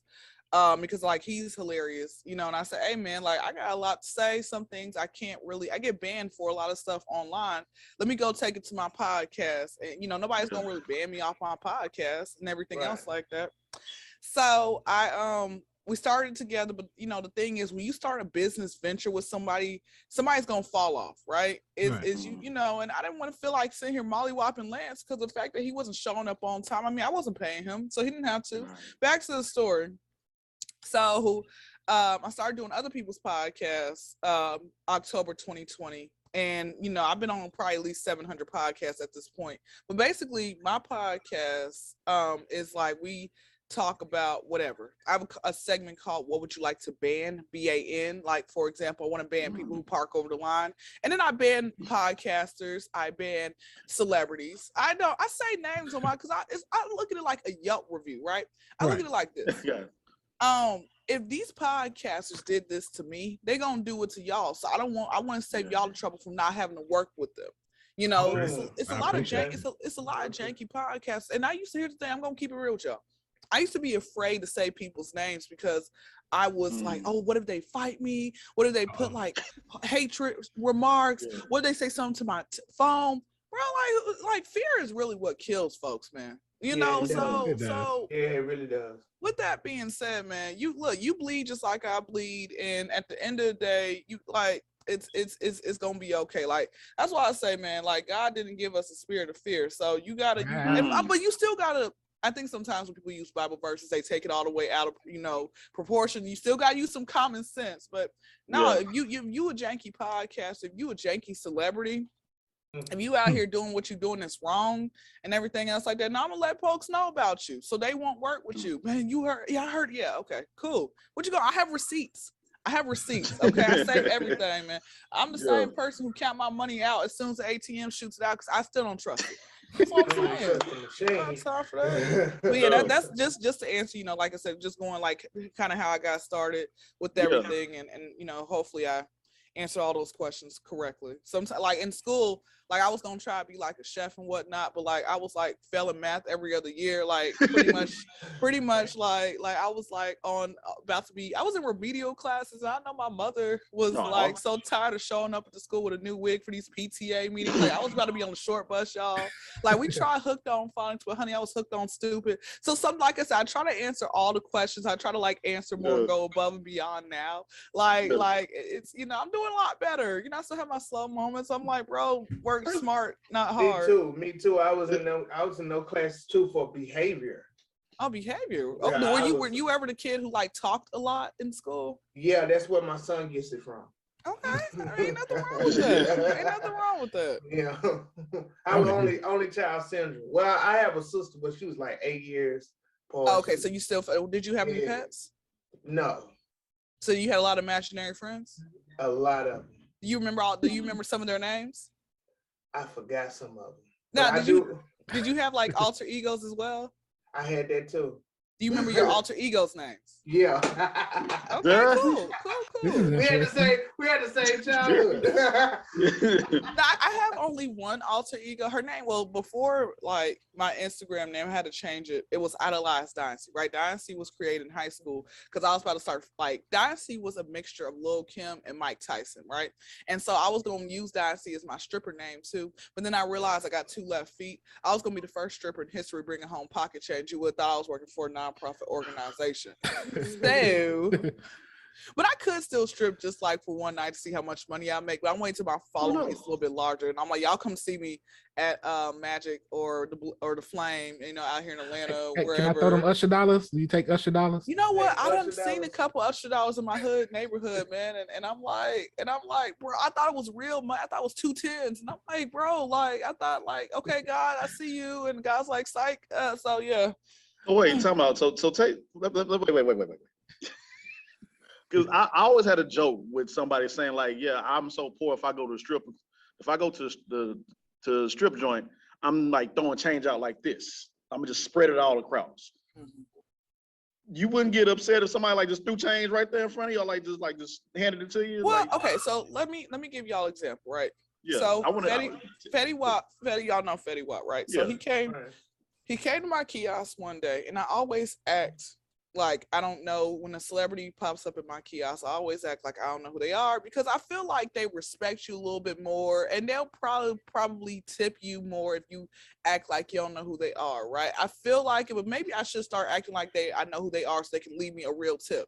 So Fetty Wap showed up at my kiosk, and he was very mannerable. You know, I acted like I said, I made him laugh, and he left me 14 cents. He said, keep the change.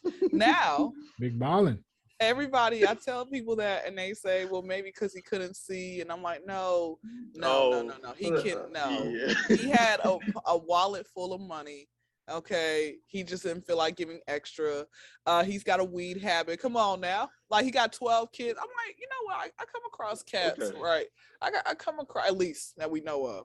Right. I come across cats who got like all these kids, and I'm like, bro, are you trying to be a rapper? Like, why do you have these many kids? Why don't you want to go get neutered? Okay, what is wrong with you?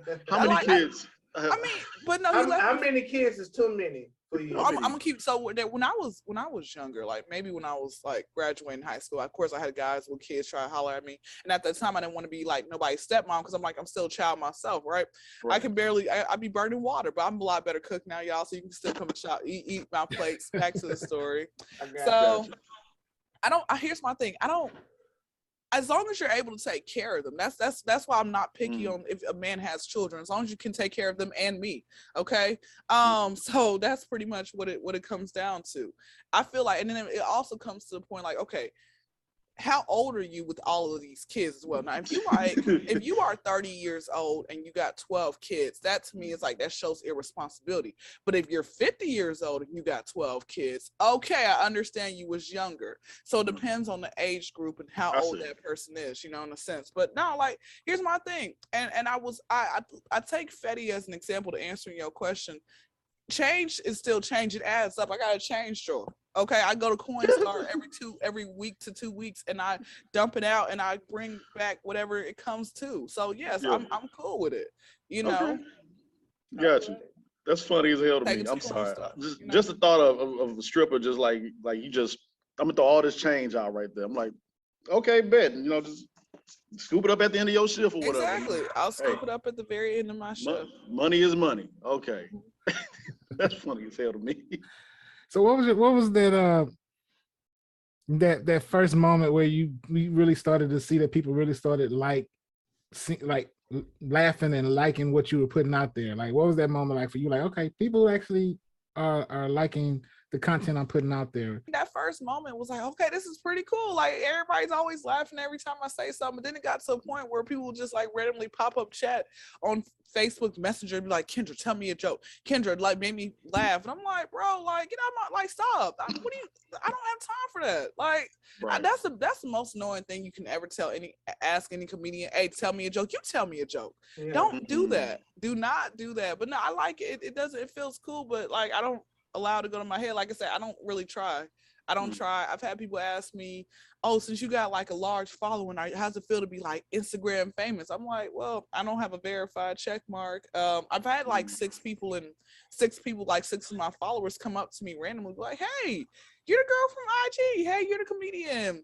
Whatever else it may be. I had one cat, he came to my kiosk and I didn't know who he was. And he said, hey, like, I really love your work. You're really funny on IG. And I'm like thinking he'd leave me a tip, so I must not be that funny. I was about to say that to him, but I'm like, no, I'm not going to do that because he might not just have it. You know, I have to think about that. I'm like, you might not just have it, you know? So, so I'm like, I appreciate you still watching and supporting and everything else like that. But I mean, it's cool. It's cool. It's great. But like I said, I don't try. I just, you know, I just say what comes to my mind and then hope people laugh, and there it is.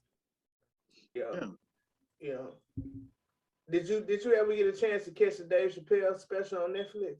I have not, but I have seen the most viral clip that, you know, keeps getting circled around and everything else. And I definitely agree. They proved him right. Like, I'm like, yep. He didn't say nothing bad about y'all, but he just basically ruffled your demons, and now you guys are trying to cancel him and everything else again. I'm like, yeah, Dave, but he's like, I don't care, I got paid already. If they really watched the special, they wouldn't be angry. Yeah, honestly, yeah, they really watched the really special. good. I finished it. I watched it yesterday out of spite of people saying that they was gonna cancel it, because I was gonna watch it anyway, but then I ran to it like, oh, this what y'all upset for? Because they were saying, hey, don't watch it. We gonna protest. I'm not protesting Dave Chappelle. Now I'm gonna watch it 3 more times. Right. Yeah, I mean, I caught it and I'm like, man, it was very genius. It's stand up. It was just, you know, it was one. I'm not gonna give it away, but you know, he said something about someone that he knew that got on stage and he was like, they bombed. And I'm like, ooh, that feels bad as a comedian. It's like, how you got the nerve to go out there and just, you know, deliver. Like, that's tough. People think that's easy. That is not easy. It's okay to tell jokes when you're drinking. When you get up there in front of 50-something people is be funny. So how do you deal up your nerves? That's you know what? And here's my thing, right? I've done a few stand-up shows and I've been doing pretty good. I think, you know, depends, like, okay, how long do they want you up there? Because you can tell jokes for 5 minutes. Okay, cool. But if it's been 40, you gotta tell jokes for 45 minutes, you think you're doing good and you're looking up at the clock, you're like, damn, I got 30 minutes left. What am I supposed to say? You know, that's when it becomes tough. Now I haven't had that issue yet, because I haven't had nobody who's willing to pay me. People want to support you until it's time to pull out their wallet. So you know, true story. I thought about doing comedy back in college, but you know what scared me away from it? I used to go to the open mics at the Improv, and I remember seeing this dude, and he would go up there. Well, he went up there and he bombed. He bombed terribly, and I happened to be sitting next to his family and his granny, and after he bombed, coming off the stage, his granny leaned over to, I guess his wife was like, well, at least he got to live out his dream. And then he came over, he was just clapping him up. Oh my gosh. I mean, they boosted him up when he came over there, but I was over there. That was the funniest joke I heard that whole night. That's hilarious. She should have been up there, man. She should have been up there. Hey, get Granny up there, man. Oh, that's cold-blooded. So who was your comedic inspirations that you looked up to? Who were some of yours? Top 5, I'm going to exclude Kevin Hart, Chappelle, Richard Pryor, and Bernie Mac. And even though Kevin Hart's not funny to me, right? My thing is this: if you start wearing a dress, you already sold out. Shout out to Flip Wilson who started that. Arnaz J, Carlos Miller, Chris Rock, Cedric, and Steve Harvey. Those are my 5. That's a good group. That's good. That's a great group. Yeah. I dig that too. Wow, so many. Okay. So what about you have any lady comedian? Comedian Miss Pat. Miss Pat. Okay. And Wanda Sykes.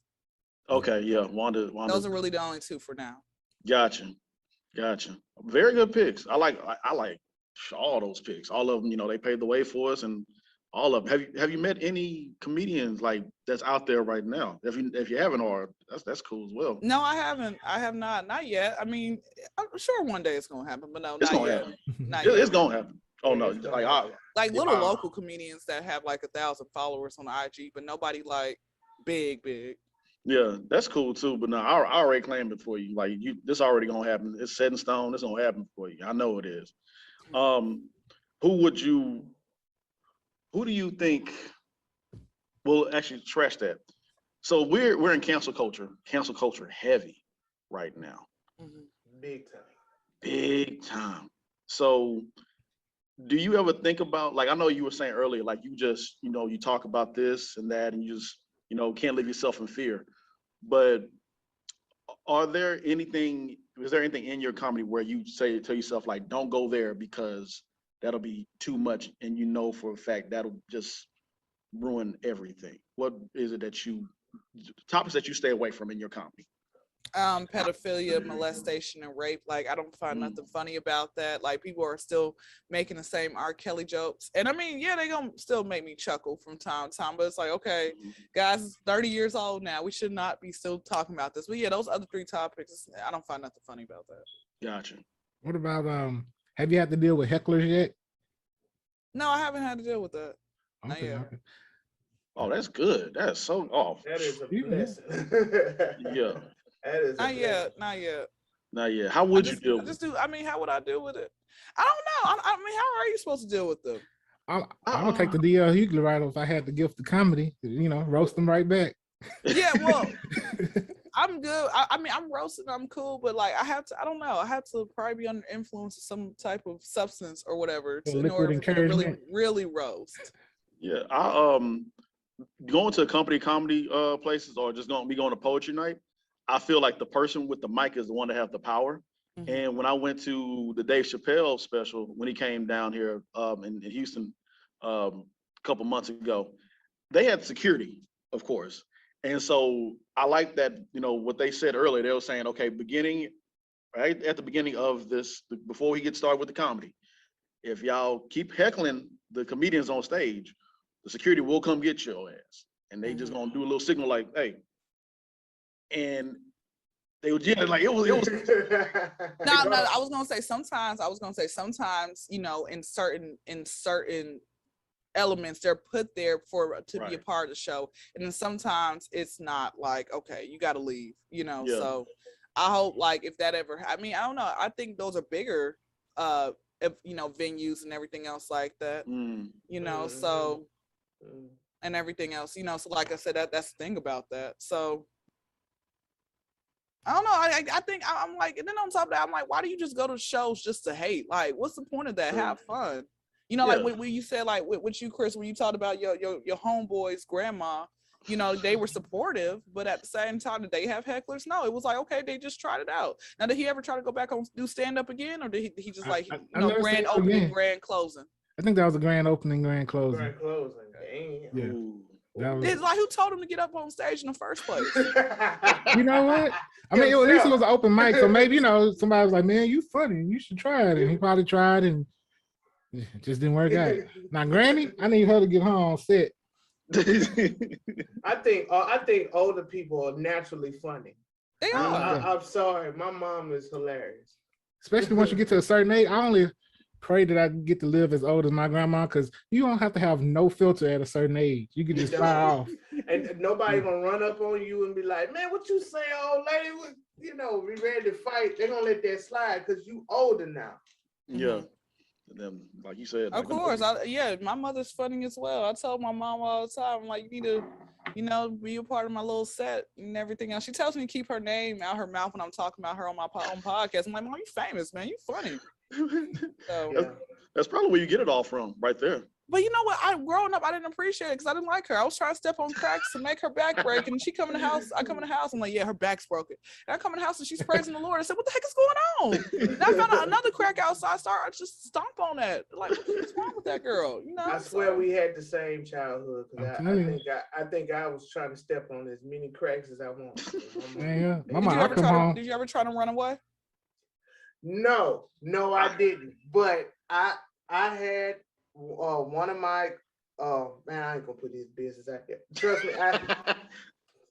No, you don't have to say his name. You can just one of your homeboys. I know someone that ran away multiple times till it was to the point where, shit, if you gone, you come right back.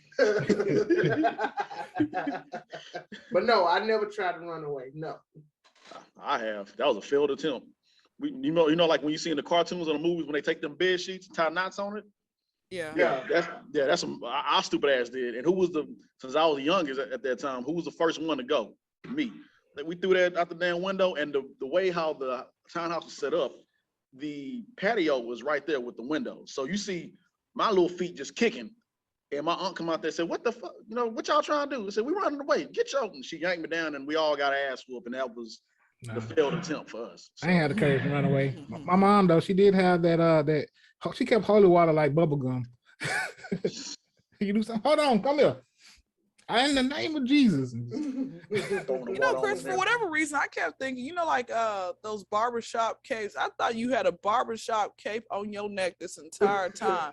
I said, oh my God. I said, he about to do his own hair.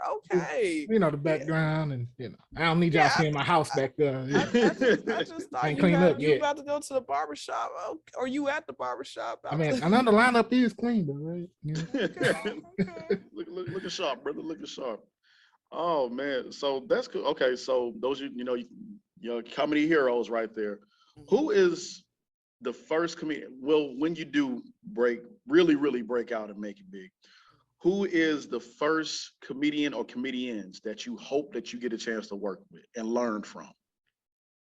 And see, that's the thing, right? We're all still human at the end of the day. So I know, like they may or may not do. They may say something that I don't like, you know, where I'm like, you know what, I liked you better on stage and in person, because they still could have a bad attitude. So I've had people ask me that question before, and I was like, oh, I want to work with this woman, or I want to work with this person, like Miss Pat. I would like to work with her, but I slid in her DM and she just left me on scene, and I'm like, okay, I was trying to work with you, you know. So stuff like that, like it's you know, as time is progressing, when it comes with it be little things. Like I didn't realize until like when I was a kid, things didn't piss me off, but it be little things as I get older that just be like, it be the principle. I'm like, why would you do that? You know, so people got a lot of strikes in my head. I'd be like, people be striked out with me and they don't even realize it, you know. So with that being said, to answer your question, I mean, it can be anybody, but I don't want it to be like, you know, I'm so excited. Oh my goodness, I looked up to you as a kid, and then I'm like, bro, you really a whole jerk out here. So you know, that's like I said, it's really anybody.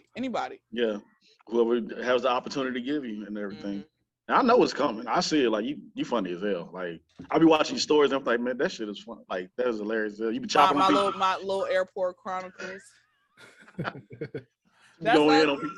Yeah, you know what? I had this one. I'm gonna tell y'all a quick story. So there was this one, and I already talked about her on my podcast. Again, I shouted her name out on my podcast and everything else. But she basically, her podcast was about like manifestation, right? And I sent her a message saying, hey, you know, can I have the opportunity to jump in on her podcast? You know, we can talk about manifestation. Maybe there might be something I'm not doing right that I, you know, want build. I have to realize manifestation is not going to be like a microwave type of thing. It's a manifestation is an oven type of mentality. You got to keep on working at it, and in due time it will come. Or if it doesn't, it might put you in a different path, a way where you can end up getting to where you want to be. Right. You know, like I told before we started recording, I was telling them that I had this dream about Nelly, right? And it would be, I'll tell you guys a dream, okay? Because I used to have this thing where I'm like, I'm not gonna tell my dreams, because if I don't tell my dreams, then you know, or if I tell my dreams, I'm gonna jinx it. And I'm gonna tell you this: I had a dream, Uncle Phil from you know, you gotta tell for the slow ones in the back, from Fresh Prince, because you guys do have, you know, some of y'all's followers, they wheels on they bus don't go round and round. And like, who's Uncle Phil? Your Uncle Phil? No, guys, TV show. James Avery, rest in peace. So I had a dream. This is in 2013, a few days before he had died. And I had a dream that, no, it was like many months before he had died. But I had a dream that like he came into my school, right? And he just randomly just opened the door. Like, you remember the principal back in the day in school, they would just open the door, just go and check on the class and everything else. He just randomly opened the door and started talking about, I don't know, he was talking about nothing. I'm like, oh my goodness, I'm about to meet him, right? And then he died. And I'm like, I didn't tell nobody, because I'm like, oh, I'm about to meet him. Yellow Wolf. Y'all know Yellow Wolf. I think he was one of Eminem's artists. Yeah. I had a dream like we were out hanging out or doing something in that realm. Now I did speak to him via IG, but it was like, hey, can I get an interview with you? And he had sent me to his manager's page, but it was the wrong manager. Like it was like a blank page. And I'm like, okay, but no, this dream I had with Nelly. So like I said, for the last few weeks, now that he's on the market now, for now, I think, but I think they got other hoes, like they're just in line, like, okay, you're next type of thing, right? Yeah. So I had this dream that I told someone, I said, hey, I'm trying to be in a poly relationship with him in the game, but he don't really know it yet, right? But then they went and told him and he got upset. He's like, we supposed to be together. Like he was like acting all gangster. I'm like, oh, okay, I like you a little bit more now. So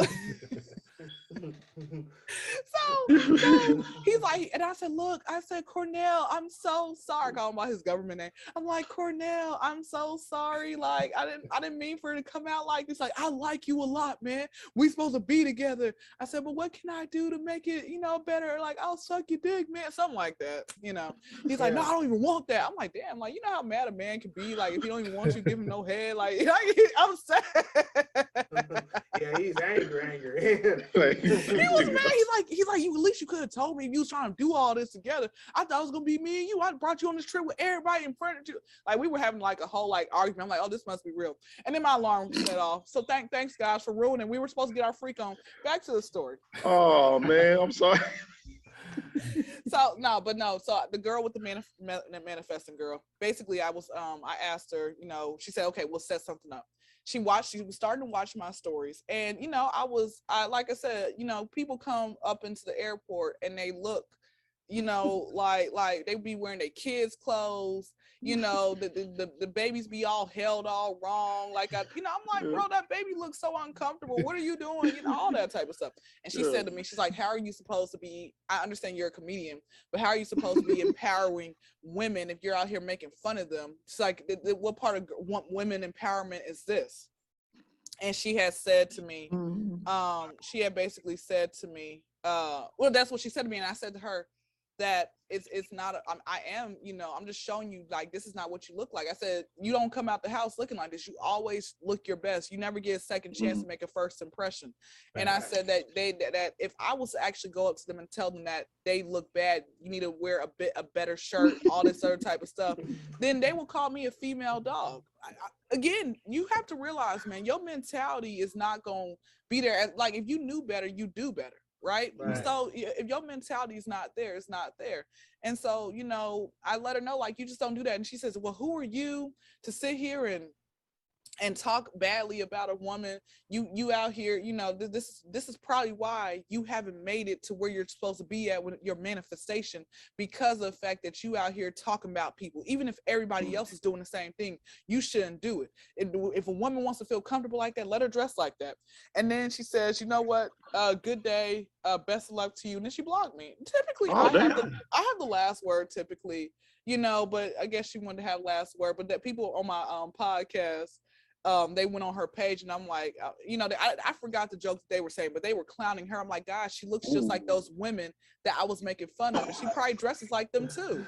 I'm like, but you can't. But here's the thing: I got on a podcast. I did a little pre-interview podcast with somebody who pretty much has the same shape as her, and she says, Kyndra, even though I know I'm a big girl, I still know to dress modest. I'm not going to sit here and have it all out. You don't do that. And I'm like, thank you. I'm glad that you don't get upset. Now, I have came across some big people, and like their confidence was so through the roof where they like, you can like, I'm like, oh, let me get you on my IG. I have done. It's not all the time. It's like every blue moon it happens. But if you look good, if you're someone who's big and you look good and your confidence is up there, okay, let me get you up there and everything. Let me hype you up. But if you look bad, I'm still gonna hype you up, but like you're gonna be without realizing it. Like I done had guys who came to my kiosk and they had like ashy feet. I'm like, let me get the outfit was great, but I made sure to zoom in on those feet as well. I like, and people are like, well, how are you able to get them? Like, when they right up in your face and they got the camera. I said, it's a certain way you gotta look. Like I be looking like I'm doing my hair or something like that. That's what you gotta do. You gotta make it look like you doing your hair or whatever. Or you.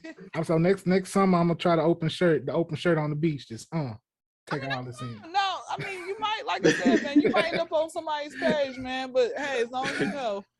Hey man, as long as you're confident with what you got going on, you chose it. Like I had a homegirl say, "Hey, you chose this." So, and that's what I like about when your stories. Like I call you an equal opportunity roaster. Like either you gonna roast this person or you gonna applaud this person. And I see you do both, and I love the way how you do it. And it's just it flows, and it's so fun. I'm like, if you look good, I'm gonna shout you out. Like sometimes I can't shout everybody out because they have to go catch a flight, But I really do try to shout people out.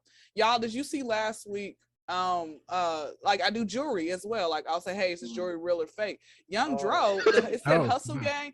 Young Dro's jewelry was fake. He did not even want me to show the watch, and I'm like, I already got the watch. And Young Dro was dumb as hell. I had a 60-second conversation with this man. I'm like, who is giving you sex, sir? Who is giving you sex? You are stupid. Who is allow you to pump up in them? You are dumb, sir. You need to go back to elementary school. You need to figure out your sentence. You are stupid, sir. I didn't think that he was just that dumb. I could not believe the fact that he was literally sitting there saying what he said to me. And I'm like, this is really who he is, man. And his fingernails, I forgot to roast him. I'm gonna roast him. His fingernails look horrible. His fingernails are very long and they look like they are just got the nub fingernails and they are disgusting. He looks like he's been playing in dirt. I'm gonna talk about him on my podcast. Yeah, thank you for reminding me. I'm gonna talk about him on my podcast. He's getting banned again for his fingernails as well. Just disgusting. You're welcome. Stupid. He's like, oh no, don't show my watch. I'm like, oh, it's already too late. And then people on the podcast like, oh, that was Young Dro. I'm like, yes, that was Young Dro. They're like, oh, you should bring a diamond tester to work. And I asked, don't do that. Don't do that. You ain't gonna have no rappers. You're gonna have barely rappers to come on your show. Well, here's the thing, right? I asked the TSA, wanted TSA. I'm gonna get a second opinion because I feel like I don't feel like she didn't know what she was talking about. But I asked TSA if I could bring a diamond tester through here, and she said, no, you can't. I don't know why I wouldn't be able to. Is it like use a weapon? I don't know why you can't. But I'm sorry. Go ahead. No, I was gonna say I don't know. Like, I mean, I don't think it should be a problem to bring a diamond tester. Is it a weapon, or? It can cause weapons. It probably somebody like I think about what could happen. And let's say, for example, not you or somebody who's probably has a diamond tester. They say, oh no, your shit is fake. My shit ain't fake. I paid $1,500 or $2,000 for it. Your shit is fake, bro. I'm not fight right there. That's what I'm thinking. So maybe they had that situation happen before. No, not in the airport. That's like a 1 in something chances. I think I'm not gonna say it. You know what? I'm not gonna say it. I was gonna really be like, once it doesn't beep, I'll be like, or if it does beep for fakeness, I'll be like, all right, well, you know what, you rocking that. Okay, bye-bye. Get out. It won't beep. It ain't gonna be. It's just straight flat line. Yeah. Yeah, people have been in my DM says you should bring a diamond test. I said, okay, well, before I buy one, let me at least ask if I can, because that'll be a waste of money for me to just have it sitting around the house. I got a real watch, but other than that, my thing is this, man. What's the point of you coming to a public place if you ain't? What's the point of wearing fake designer if you ain't got it? You ain't got it. And the fact that Young Dro, what are you wearing? Your Hustle Gang. Everyone kept saying it was fake. Like I asked, I'll do a poll, real or fake. It 91% of people said it was fake. So what does that go to show you? It's just to me. It just doesn't make any sense. Why are you wearing fake jewelry? If you don't what? That's what I don't understand about him. I'm gonna talk about that on my podcast next week. Man. We're gonna check it out. He cleaning his. And then on top of that, he was going to Raleigh. I'm like, who is still sitting? You had 3 songs. Who is still seeing you perform? Come on. That doesn't make any sense. What are you still performing for? You had 3 songs, sir. There is nothing to perform. Go and the airport is always hiring. I'm sure you make more money at the airport than you do what you doing. No one's buying no song from you. You ain't been hot since 2010. 11 years ago, going on 12. You got a preteen. They in middle school right now when you was hot. Okay. Oh man. Gosh, I'm just saying he's dumb. He made you mad. Well, no, I mean, no, He I mean, made yeah. so Little basically Little Scrappy came to my kiosk. He didn't leave me no tip, and you know what I said? That's why he was on the back. He was riding coach. Okay, he was flying coach. Okay, he came, left me nothing. I acted like I didn't even know who he was. He was flying coach, and he was the last to get on the plane. Chili came to my kiosk, and she left me nothing, and I acted like I didn't know who exactly this woman was. And I'm like, you know what? It's okay. Whatever. That's why your son. You know what? So I be looking at some of these people's kids, right? And I be like, bro, like, why you're an attractive woman. You know, I think you're an attractive woman. Why'd your son come out looking like a lesbian, bro? Like, I don't understand that. Oh my goodness. Who you said, Chili? Yes, her son. Oh man. Oh. Why did your son? It's because you kept making those hatred songs about men, and now it's like it came back on you. Like, come on now. All right, I'm done roasting. Y'all might have to like cut me off now. Like, I'm done. You good? You good? Hey, nah, you had, it was in your spirit this morning. You had to get it off your chest. You had to let it out before you go to work. You had to let all that out because you're gonna go into work roasting people. So I'm like, let her get it out now. Oh my God! Before we let you go, let us know where our fans know where they can follow you. Y'all can find me on the corner, but while I'm not on the corner, y'all can find me on Instagram, The Kyndra Crump Show. So D is in the KYNDRA, CRUM is a Mary P's and Paul Show. Not with no money sign, not no fake ass ASAP Rocky, SHOW. My YouTube is Kyndra Crump, KYNDRA space CRUM as a Mary P's and Paul. Okay, my own podcast that y'all can show up at, anytime. It's called the Kyndra Crump Show podcast on Fridays night. Well, you're not gonna be too late for work now, are you? Show when I feel like showing up. I gotta go get my praise and worship on. Yeah. All right, guys, let me go ahead and go. You all take care now. Thank you. You too. Be safe.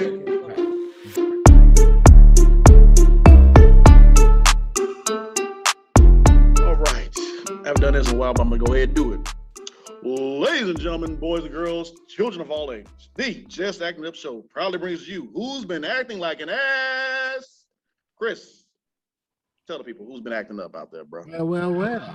Nice to be back again. It's fools everywhere. But we're going to go international this time.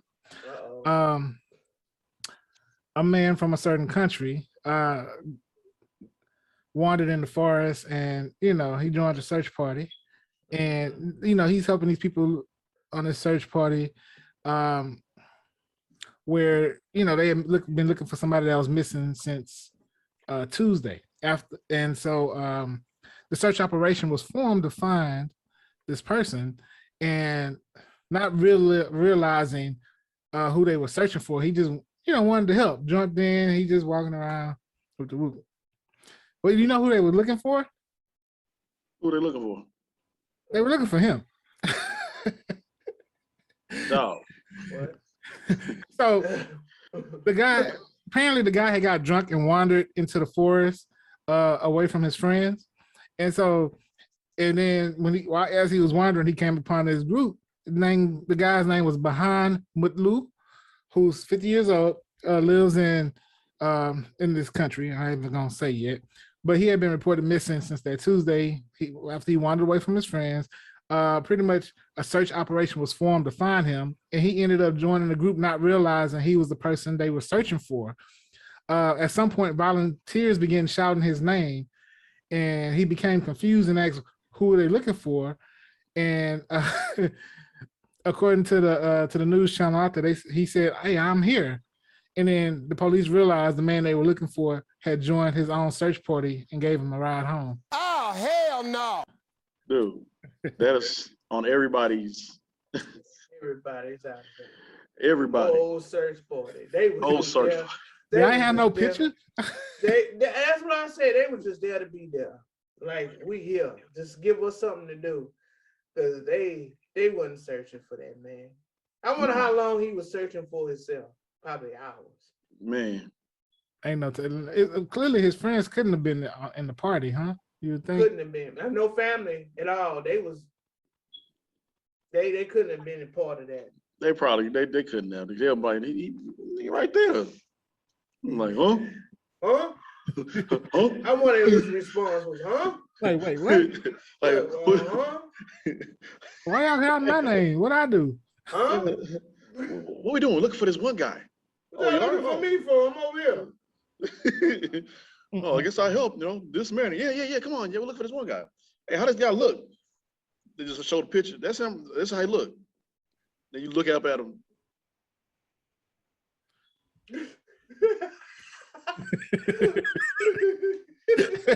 Put that right by. You put it right by him. You touch it. You like what? What? He probably had a dumb look like what? You go like this. How does this man look? Like, it'll be funny if, like, because some people look different with their beard and with a clean face. So you just put it up right there. That's like, no, man, no. Oh, that's something. No, that's some good material for somebody's show. Yeah. Y'all want to guess what country this was in? India. No. What about you, James? He said Banuk. His name is Bahan Mutlu. Which one is the guy that was missing? No, where? No, go ahead and tell me. What is it? Oh, it's in Bursa, Turkey. Bursa, Turkey. Yeah, he's a Turkish man.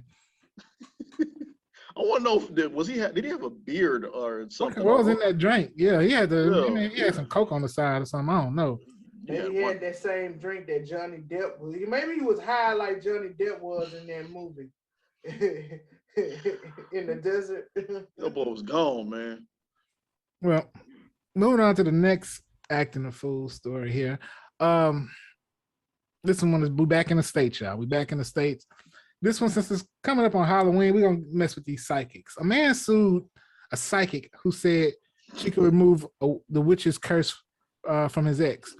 He said he sued the psychic for fraud because she allegedly claimed she could remove a witch's curse put on him by his ex-girlfriend for $5,100. Oh, hell no. So last month, Mauro Restrepo found psychic Sophia Adams' website that billed her as a PhD life coach and psychic love coach, according to the city that he's in. The plaintiff made more confident that he was speaking with a professional that could help him. The lawsuit was filed on Friday at the county superior court, and Adams gave Restrepo a tarot reading when he visited her office in Palos Verdes Estates, and told him he had a mala suerte, or quote unquote bad luck, put there by his ex-girlfriend when she hired a curse-casting witch. Adams allegedly claimed his family would be unhappy and in danger unless he paid $5,100 to remove the curse, is what the news reported. Now, Restrepo reportedly paid Adams $1,000 deposit, but she did not in any way help his marriage, the lawsuit said. Restrepo also says he suffered anxiety and sleepless nights, and is also suing for intentional and negligent infliction of emotional distress, along with negligence and civil conspiracy. So he's asking for $25,000 in damages. The lawsuit also names Adams' business psychic love specialist by Sophia, her husband, her daughter, and her landlords for her business, arguing that they all knew she was using her position to take advantage of clients, but did nothing to stop her. Yeah. This boy said he's coming for everybody. What? There's a special type of stupid in the world. Now, I need to know why these lawsuits are so like, bro, why? I need to sue Checkers, because I had ordered some fries and a hamburger, and they gave me all these fries with one honey mustard dip. Dang. I need to, that's suable, huh? Why not? I'm sitting here, why am I busting my ass? I need to just start suing the shit out of people. Man, I am struggling. I feel like it's like lawyers, like, well, they know it ain't gonna go nowhere. His lawyers know this suit probably not gonna go nowhere, but that ain't gonna stop them from taking that money. True. Like, he got money to waste. Right. You got a retainer. Hey, you looking at it like, man, look, I'm a young lawyer. I just started off. I need some experience. You pay me some money. I'm trying to get some things started. Can I sue for this? Yeah. About to call Saul Goodman, bro.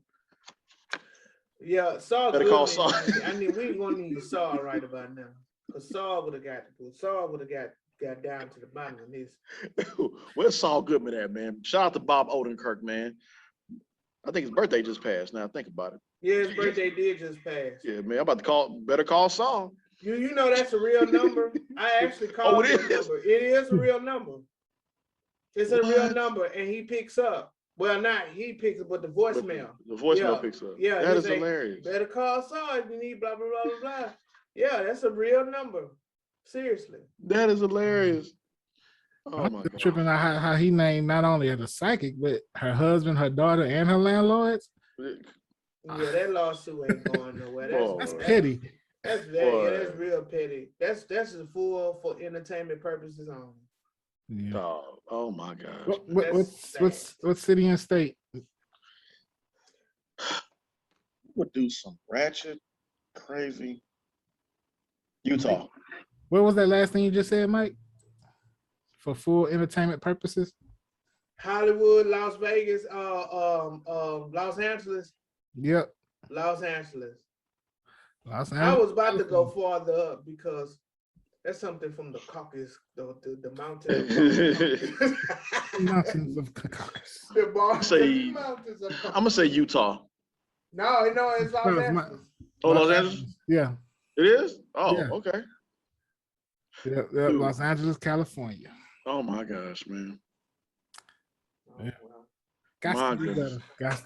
Got to do better, man. Good luck to you, good sir. I know all these lawsuits is going on. I know I'm missing out some money. I know I got to be. Some money. I know maybe I should have been a lawyer because I got to be. I spilled my car books. Nah, I ain't gonna do that joke. Anyway. I'm trying to figure out how many years you got to go to law school to to become a lawyer. I'm gonna ask my cousin that. I'm gonna ask my cousin what's the craziest thing he had to defend, because he's a new, young, up and coming lawyer now. I'm gonna talk to him. I'm gonna give him a shout out. I am. But my thing is, who has the balls to go into these law office and say, I want to sue because McDonald's on 1960 ice machine is always broke. And then the lawyer be like, that's the case. I think you have something there. I think you have something there. You know what? That's the case. Well, you must take cash up front. Yeah. Go ahead and pay me right. Yeah. Yeah. Pay me right now. Pay me right now. Pay me right now. This is non-refundable. Non-refundable. You paying me to do some research. Oh yeah, I'm about to go to this lawyer and get him to look at and see the ice cream machine working. He's doing research. And I'm paying him all that money. You stupid ass, you ain't got no case. They finna take your money. Yeah. I don't know. I do not know. Oh, man. All right. Y'all stay locked in to Just Acting Up Show. We're gonna get into the balancing acts. So.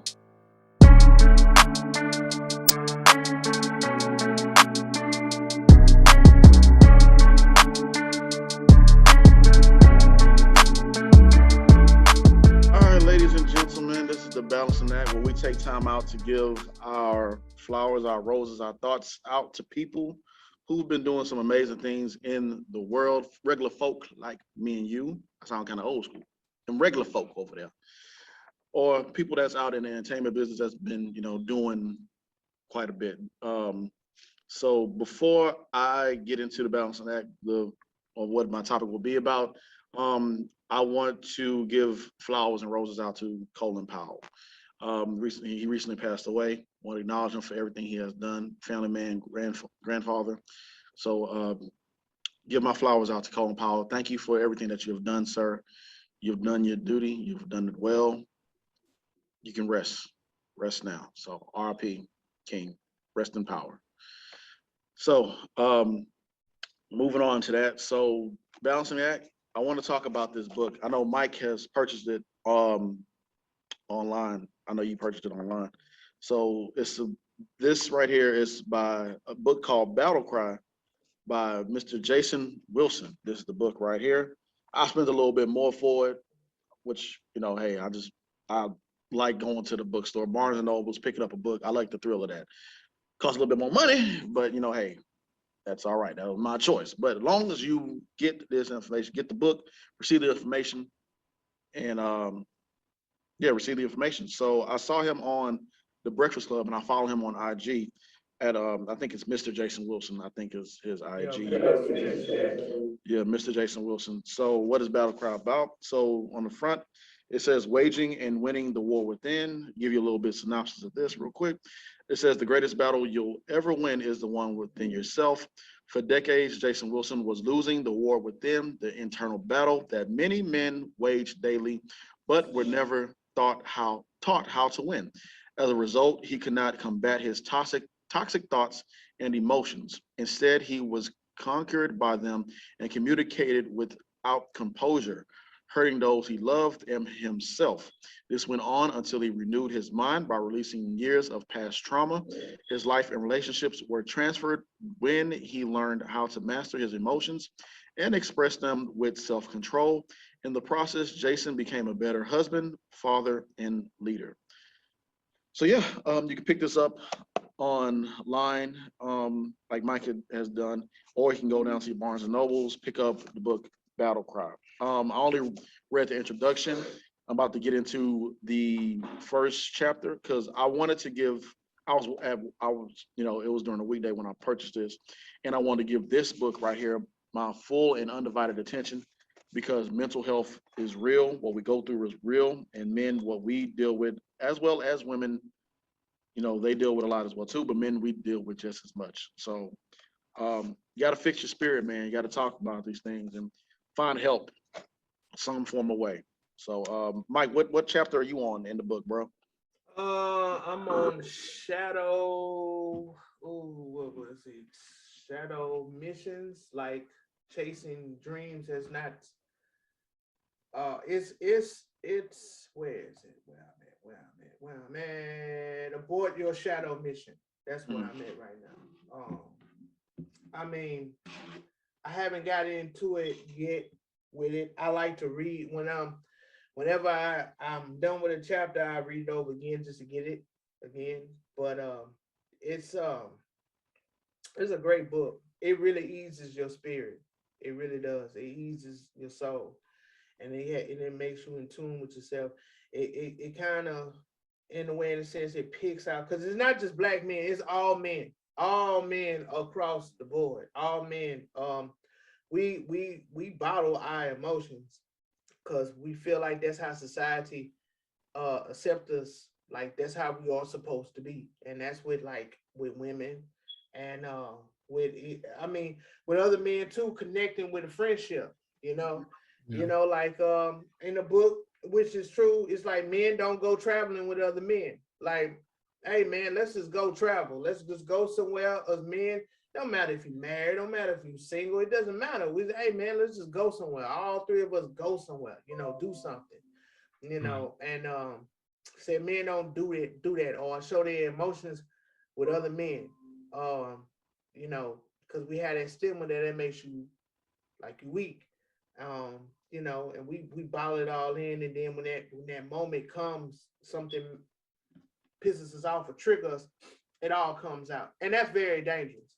I had someone to tell me that's very dangerous to do for yourself and others, because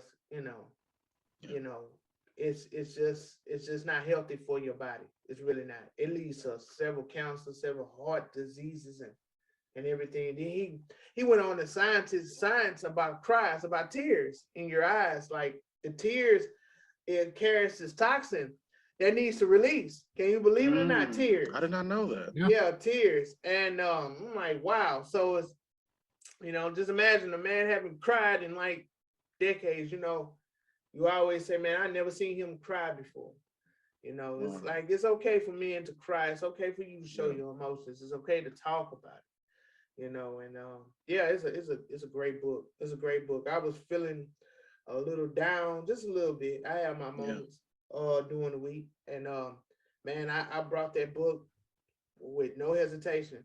Yeah. And lately, I have been listening to a lot of crime stories on YouTube, a lot of just to stay in tune with what's going on with the news and everything. And it's like, when you take this information and gossip and mess and everything that don't really have nothing to do with you, but you take it within yourself, you, believe it or not, you take a little piece of that. Yeah. You take a piece of that with you, and it's harvested in your body. If you're reporting the news, you got to report the bad and the good news. So if a kid got killed, you have to interpret that in your brain and reinterpret it out to the world. So I said this week, I said, man, I'm going to take time out to get into this book. And yeah, it's an awesome book, bro. It's really good so far. I'm on chapter 4, and nice. Yeah. So it's a must read. I might check it out. I'm gonna have to get it. I haven't got it yet. I'm gonna have to check it out. Yeah, man. Well, there you go, right there. For me, like I said, I spent like $20-something on it. Might spend like 14. So if you want to save yourself some money, $14.99. $14.99. $14.99. $14.99. I'm out. You old school, James. Me, I'm with the new school. Yeah. What the audio book at? Let me. Yeah, man. Because I don't know. Because it's like I thought about if I would read it on my laptop or my phone or whatever. I kind of want to give my eyes some rest. I don't know. I guess that's what I'm thinking. And I kind of am old school with it. Like I haven't been doing it like I used to. But I think now I'm starting to go to the bookstore because it gives myself an excuse to get out the house and get some fresh air and go to the bookstore and like, oh, I might see this. Oh, I'll probably lose a little bit more money, a lot of money, because when I go on a tear of reading books, I'm like, give me this, because I love history and love reading about stuff like that, or just reading, period. But yeah, man, it's some things that we got a hard conversation you got to have with yourself and try to address those things. What he's talking about, because he talked about the death rate of suicide rate with men and holding all of that in. And yeah, it is for grown men to cry, and it doesn't make you soft with expressing yourself, whatever. It's just, and that's another, and the thing with it too is that some women don't know how to handle that. What I thought about, some women don't know how to handle that when a man express themselves, or when they do express themselves, what can they do to help them with that, if that makes sense. Because I look at it to where, like, the generation of men that came into our lives, they're like, oh, we don't like to express ourselves. And that right there, shows like if older men were able to show their daughters or their wives how they express themselves, then they would take a better way of like, hey, okay, I see what you're going through. Allow me to help. Because once you show that, they're like, well, I don't know what to do. Let me help you so you can help me to learn how I can, let all that out and what we can do about it, if that makes sense. No, it does. Part of toxic masculinity is not being able to express yourself and be emotional as a man. But I think that's also part of generationally, because dealing with the stuff passed down, they had to be, heads of the household and tough, because it was there with the civil rights and everything. You have to be to protect, definitely have to hold down the family. Yeah. And so it wasn't much room for men back then to be in that mode. You know what I'm saying? Yeah. And so it's some that were still able to find that balance, but a lot were not able to find that balance. And that's passed on generation to generation. Yeah, holding all that in, and he finally explode. Have an angry man moment. Yeah, we don't need that. Yeah, and like my wife say, 99, if not 80% of men that's in prison right now is because of that masculinity. Yeah, because of that macho. That macho will get you every single time. So that's not being a man. Macho is not being a man. No. So you gotta be, Yeah, let the record show that we will play gangsters and tough guys on TV. I am not that gangster, man. I am that gangster. What T.I. say? I am not that gangster. I'm not that gangster. Hey, man, I'll put my foot down and I'll say some stuff and I'll go off. I have my moments, but man. But I am not that gangster. Hey, bro, like Like, no. Gangsters cry too, man.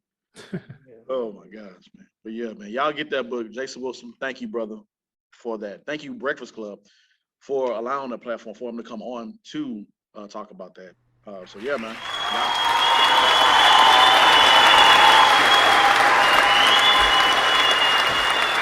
All right, let's clap it in.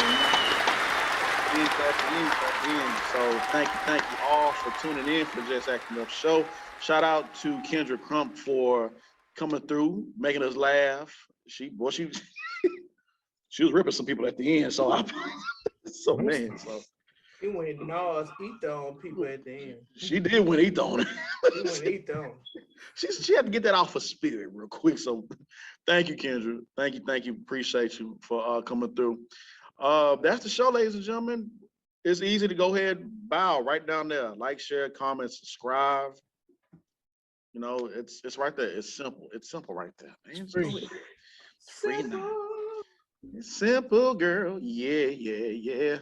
So, before we get out of here, quick question. So, since we were talking about, and we'll end it real quick. Since we were talking about suing people and everything, there's one person that I saw that I was like, man, are you serious right now? You gonna sue for that? So I had an incident with some donuts. That's on my IG. I felt disrespect. I don't care. You don't hand me no Shipley donuts while they cold and feel confident about it. Anyways, so this New York woman sues Kellogg's over strawberry Pop-Tarts not having enough berries in it. My God, people. I should have sued Shipley's for not warming up my donuts. I should sue Checkers without giving me all the game. All this damn fries and just this little one thing of dipping sauce. Come on now, man. Just give us what we want. It's simple as right there. Simple. But over some filling, some strawberry berry fillings, and like, how you sue somebody over that? So and watch you win. Bro, come on now. So with that being said, y'all put in the comments below what fast food restaurant or what company did y'all wrong. Y'all feel like y'all need to handle that real quick, man. Yeah. Here we come, McDonald's. Get that ice cream machine up. So with that being said, Chris, you got a positive note, brother? Oh yeah. So I'm gonna end it. Let me see. Got a question. What are you choosing, right? To live by choice, not by chance, to be motivated, not manipulated, to be useful, not used, to make changes, not excuses, to excel, not compete. I choose self-esteem, not self-pity. I choose to listen to my inner voice, not to the random opinions of others. I continue to do the things you want so I can continue to do the things you can't. So question is, what are you choosing? I dig that. I like that, man. Okay. I choose violence.